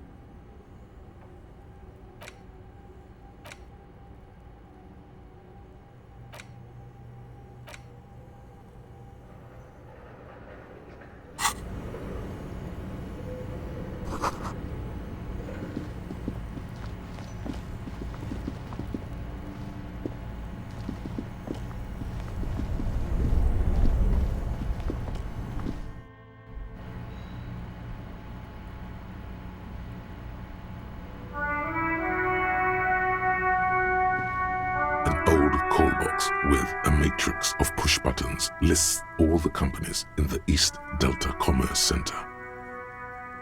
This button looks new, but someone has removed the name card. Nothing happens when you try to ring it. Huh. This button looks new. It's probably not connected yet.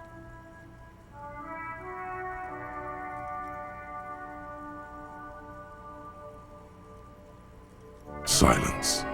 No one answers your call.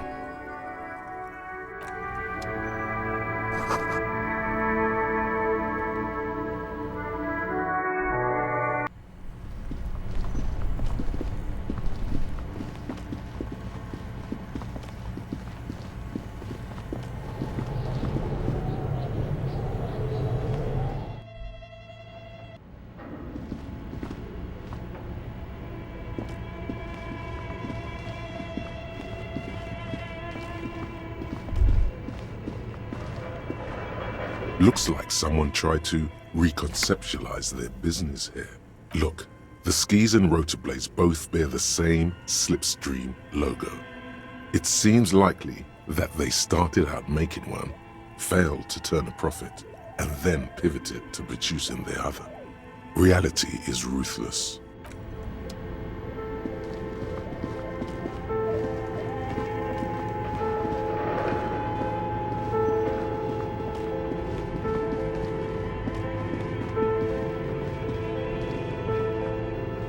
An iron safety curtain curves before your eyes, folded like a bellows. It covers half the room, blocking the way into a colossal industrial chimney. This is directly above the central furnace in the cellar. The voices probably came from here.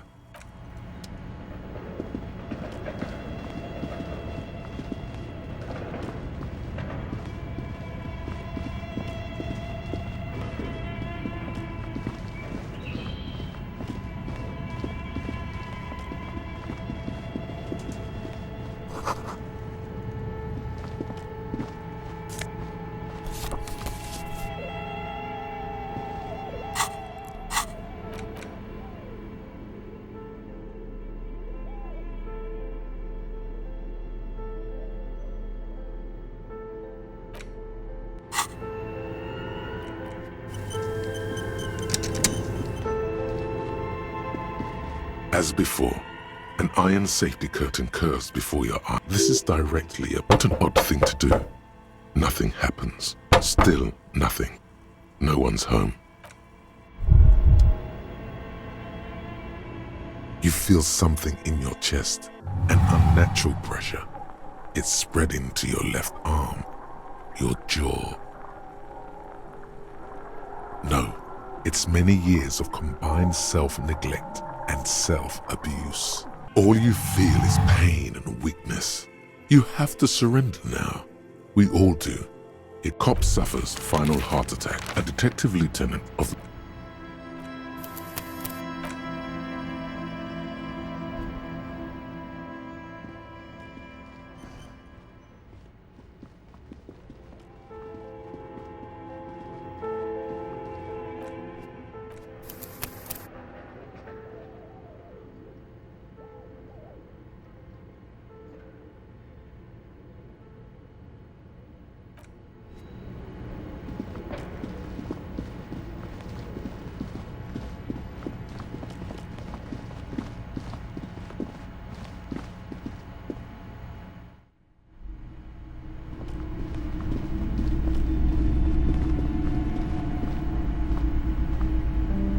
You broke down? The back door? The wards? The door? It's all gone now. Dark psychic energy leeching onto my shop. I suppose it's all over now. I guess there's no escape. Just a door? This place is cursed, Detective. They don't call it the doomed commercial area for nothing. Just look at the sheer amount of companies that have failed in this house. I hope you're happy now. Happy that you've ruined everything. Now that you've broken the door, the curse is coming to get me as well. Of course you didn't. You're nothing but a policeman. All right. You know what? I'm willing to let you investigate the doomed commercial area. We are set on the path. There's little else to do. her facade has dropped. Now you see the curiosity behind the fear. But before we go on, tell me, did you encounter the malignant entity? Yes, the malignant entity that lives inside the chimney. It takes the shape of a woman, a witch probably. I've suspected that she knows more about the curse than she lets on ever since I first saw her. Yes, I've heard that. It's enormous. She has barricaded herself behind some metal security curtains upstairs. God knows what she's doing there. Some unnatural magic, I assume. You should go find the entity and ask what happened to all the companies in the building. And do return to me after you've talked to it. I'm quite anxious to know what she has to say about the curse. If you're really interested in cracking this mystery, then we should go back to the furnace. Maybe you could yell into it or something. Make some noise. You'll think of something, you always do. Despite his cool, the lieutenant's interested in solving this mystery too.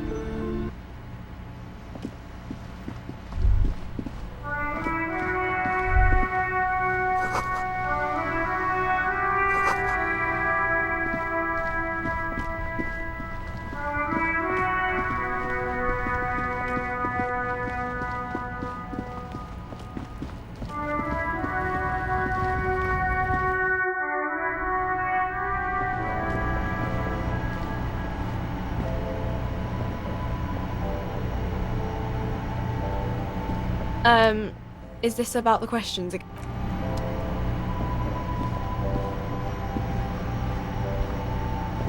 A small cabinet on the wall. Just ask me if you need anything from St. Baptiste. We don't stock prescription meds, but we do have Nosafed, Duramine, Magnesium, and Hypno. Okay, here. I hope St. Baptiste makes you feel better. Okay, here. I hope Saint Baptiste makes you feel better or something. Okay, here. Okay, here. I hope.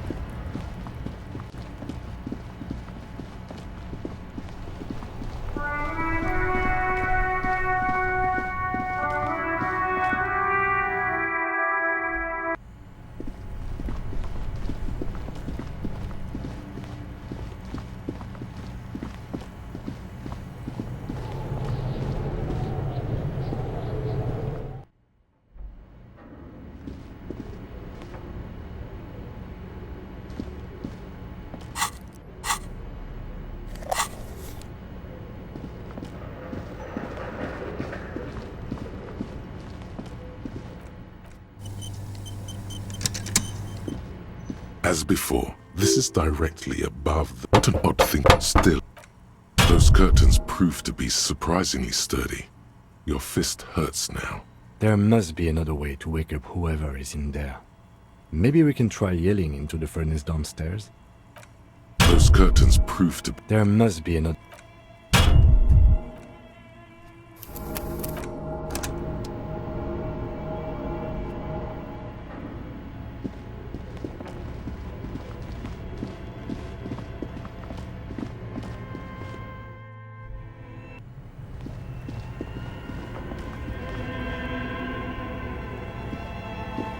A thick layer of coal dust covers the furnace, coloring it pitch black. Something breaks loose in you. A mighty bellow echoes throughout the chimney's depths. The chatter of tiny voices above suddenly cease. Then, Hello? You've awakened the entity. Hello? Did you say anything? I can't hear you. Please come upstairs. There's a safety curtain on the second floor. I'll open it. You hear a low rumble upstairs. The sound of a curtain being pulled aside. After you, officer.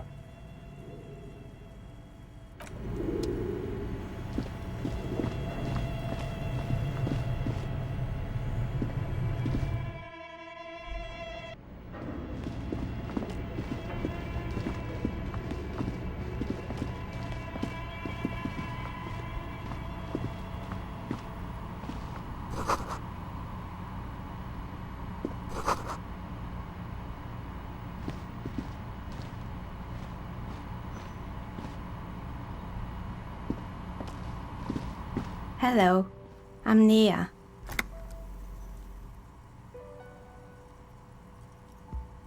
Did you try knocking on my window? I must have missed you. I've been listening to my Milius. So what kind of die are you looking for? Could this be the malicious entity? Perhaps it's wise to go along with this masquerade for now. She's got a direct view to the backyard. You should interrogate her about the lynching.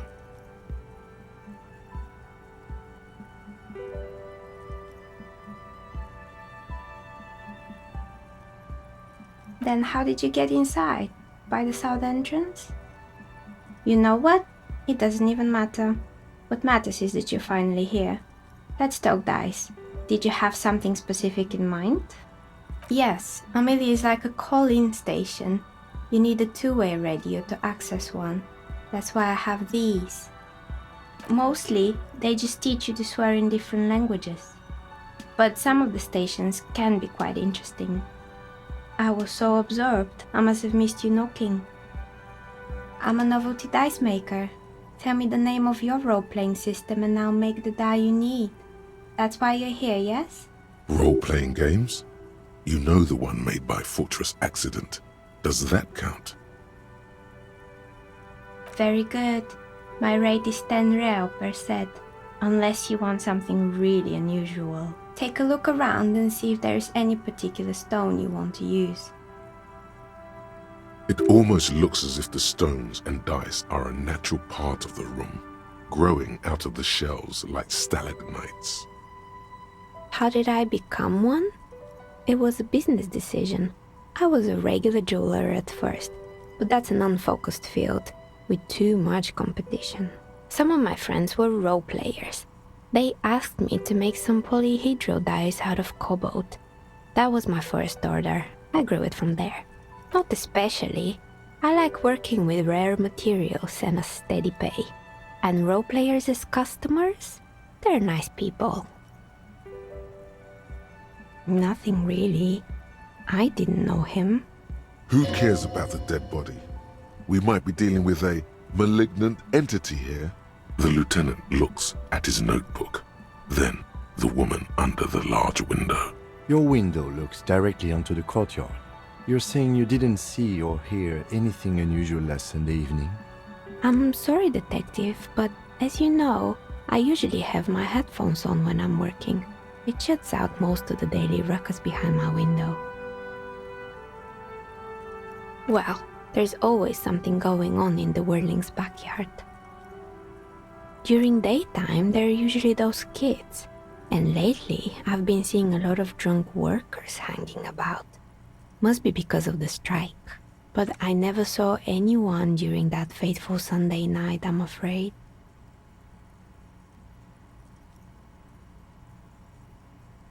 It's an odd profession, making dyes for people, but I like it, and I prefer doing this to sitting at home.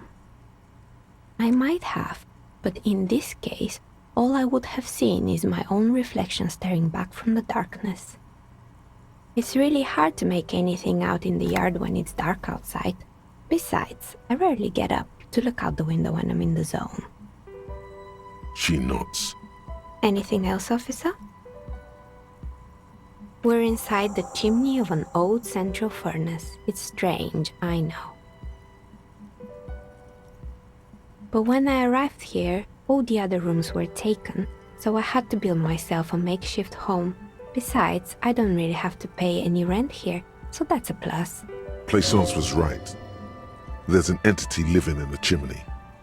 You should ask her about the curse. Creative. When she arrived here, there was no room anywhere else. She must have known the other businesses. I've heard the stories, but I don't think those stories are true.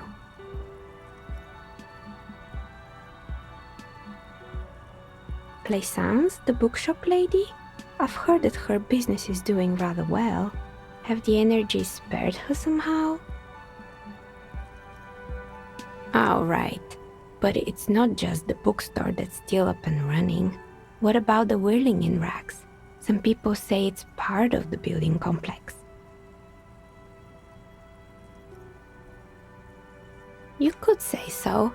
Both houses were built at the same time and under the east of the Commerce Central project.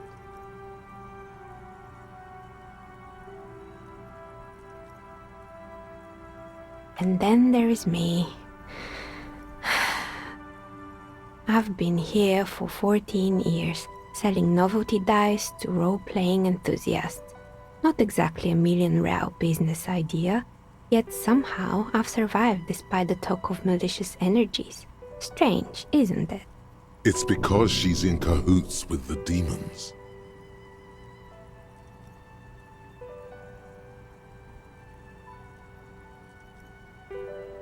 I was just about to ask, what do you think? Do you think the curse is real? The jig is up. The she-demon knows you've uncovered her true identity. Time has come to face the source. Fear not, for the forces of the universe are supporting you in this psychic quest.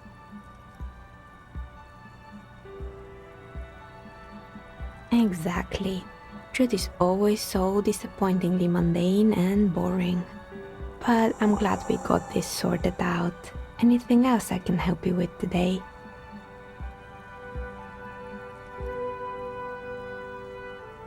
More or less.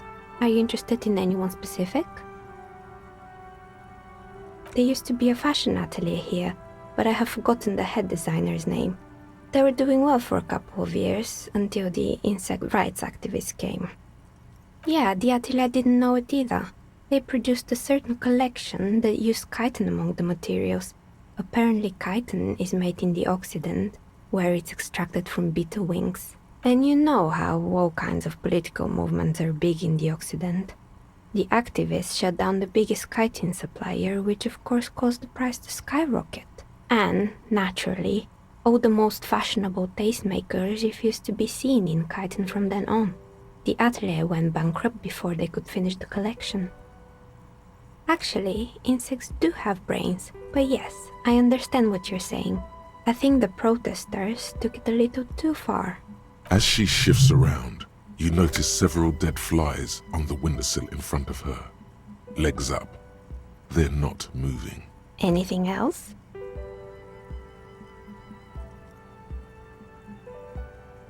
Fortress Accident, the radio game studio. They were an interesting bunch. We talked about role-playing systems every now and then. Once, I even saw two of them get into fisticuffs over Wirral. They certainly took their work very seriously, even if they seemed to be chronically liberal with their schedules. The usual, they ran out of money and couldn't get the project done on time. Well, I did hear them talking at times. They seemed to believe they were historical individuals on some grand quest. That's what I thought, because when the money started to run out, they just began to complain a lot about capitalism. You know, how the markets are rigged to keep up new businesses and so on. In the end, they just didn't get it done. They didn't have enough willpower to produce something truly historic, and to show up to work on time. Showing up to work on time is hard. No, scratch that. Showing up to work at all is difficult, especially if you've been drinking. Still, not everyone is going to make it. That's the nature of the game. The result is 1 on a 20-sided die. The dice is black and filled with little silvery flakes, like snowfall.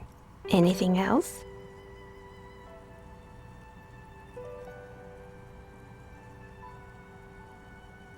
Good. I hope it clarified things a bit. Well, of course. Tell me what you have in mind.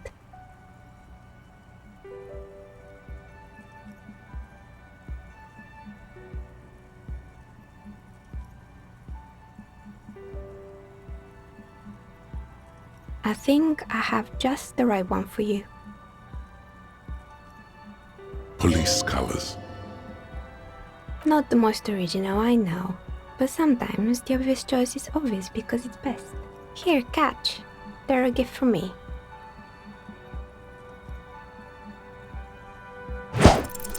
Mr. Smooth moves. You snatch the dice out of the air with one hand, just like you're in a movie.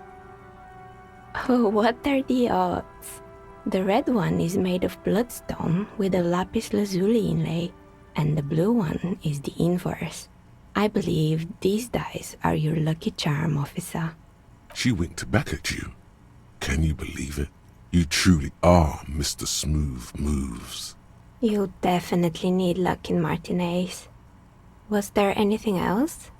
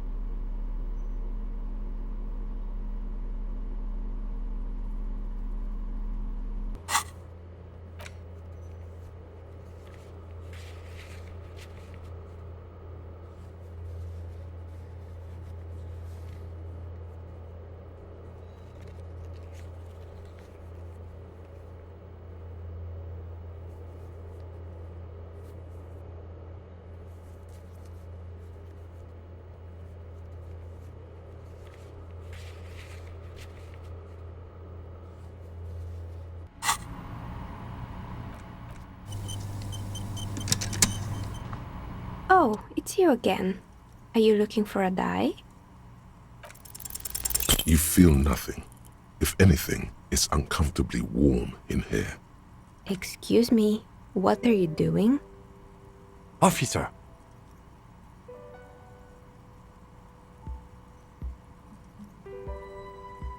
Oh no, not the zipper.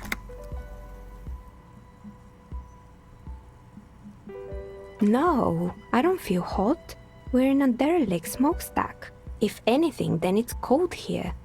And what technique is that? Miss, I apologize for my colleague's behavior. He is still recovering from an unusual medical episode. Officer, this isn't how mature adults deal with their feelings. Now you feel something. The cold damp of shame washing over you. The air pressure told you to take your pants off in my studio? Can you please employ this special technique somewhere else? I work here and my work requires concentration. Half-naked people don't help with that.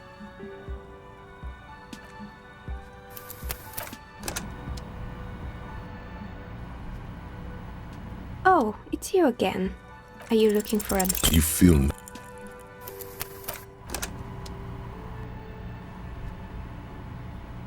Oh, it's you again. Are you looking for a... You feel...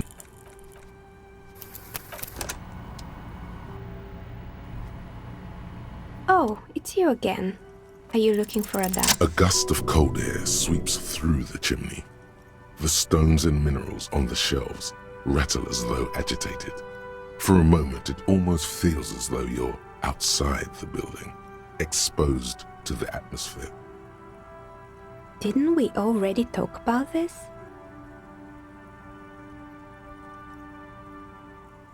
What are you talking about? My address is exactly the same. Rue de Saint-Guilain 10. No, the old coal plant that used to be here was subsumed into the new venture. Its ruins swallowed up. Yet it has a different address in the heart of the city. This doesn't make any sense. Are you saying my business was spared because of a technicality? Where is this coming from?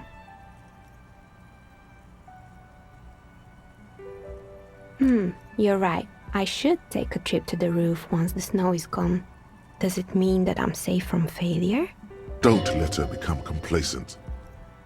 She still needs to ward her soul against the evil forces. She starts laughing, her fingers trying to rub away the exhaustion from her face. Do you know what this is?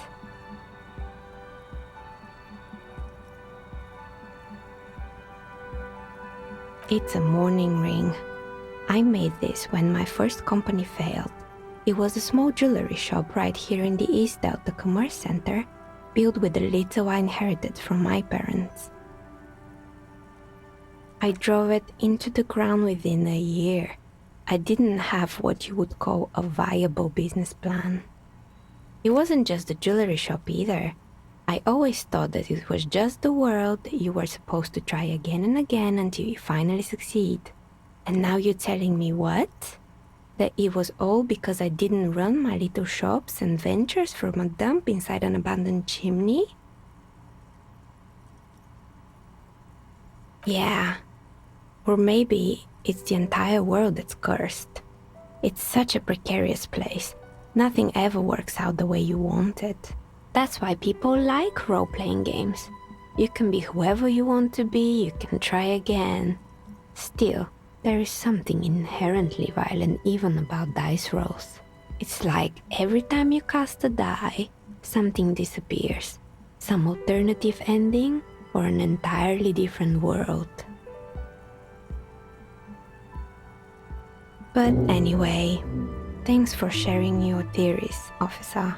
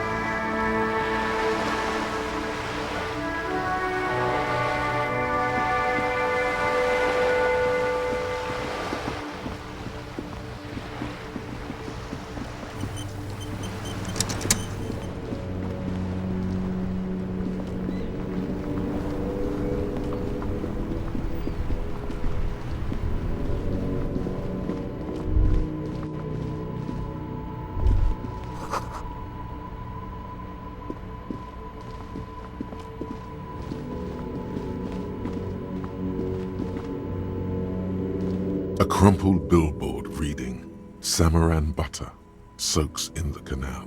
Two ugly lines mar the bright countenance of the blonde boy depicted. Just some taste.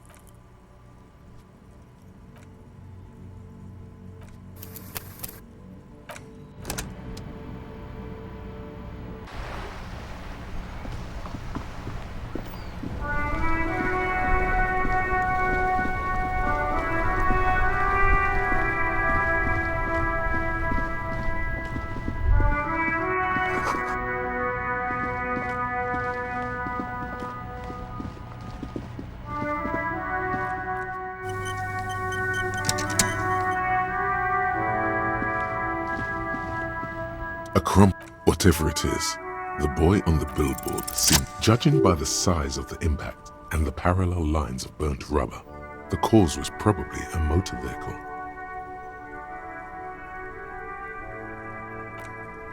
Side slip marks indicated that the vehicle was traveling up the crater at 35 kilometers an hour. The black marks on the roof indicate that the vehicle vaulted from the crater to the roof of the shack. The panel served as a takeoff ramp. The vehicle soared through the air, hitting the billboard and upsetting the posts. Then it continued its flight, taking the billboard with it. The sign broke the vehicle's fall into the canal. The Samaran butter billboard still looks freshly painted, suggesting it took the plunge recently, within the past 72 hours. Still speeding, the vehicle made a loop and vanished into the fog along the coast. There are two good candidates, the Caprice 40 and the Linéaire G22. It's about the right size, and the tire marks look like they came from the skinny tires frequently found on that motor carriage. Very sturdy but light motor carriage, more likely than most to survive that jump. You'd have to follow the tracks to be sure. The lieutenant looks on, waiting for you to wrap up your analysis. Any theories about what happened here?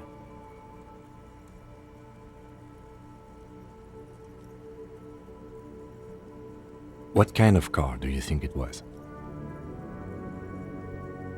That's quite likely, from what I can tell. We're not traffic cops. Should we get back to the murder? If we must. I'm not expecting him to get far with this, the lieutenant consoles himself.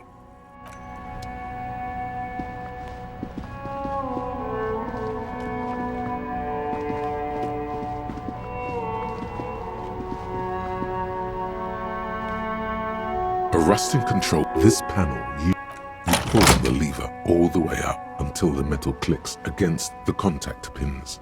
You hear a soft clunk. Then, nothing happens. Nothing happens. A cold gust of wind blowing in from the sea interrupts the silence of the situation. Nothing happens.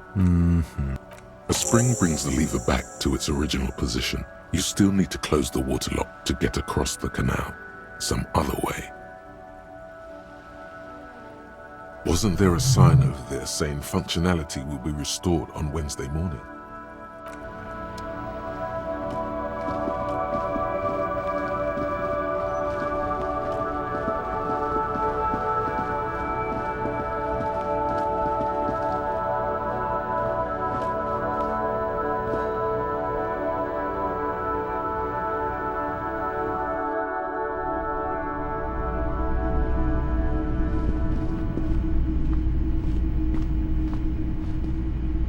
Hello. Let me know if I can help you with anything. Sure, let me have a look. Anything else you're thinking of selling?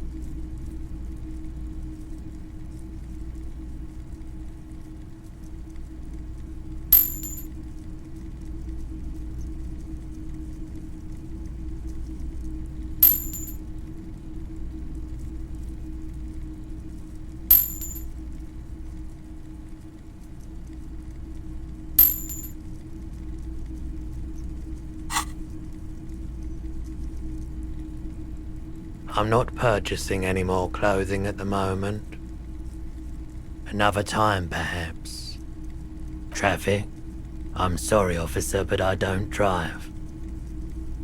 Now that I think about it, I do remember hearing a thunderous noise the other night.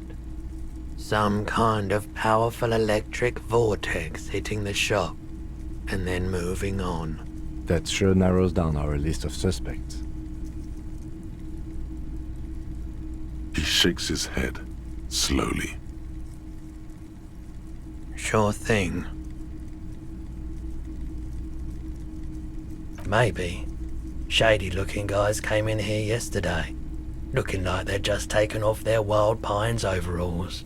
They asked if I have a police weapon to sell.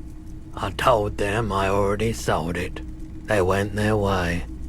It was a trip, but you know, all sorts of people come here, asking for all sorts of things. Wait, then it might be true. Everard's claims. Maybe Claire really is tracking down your gun. Sure, man.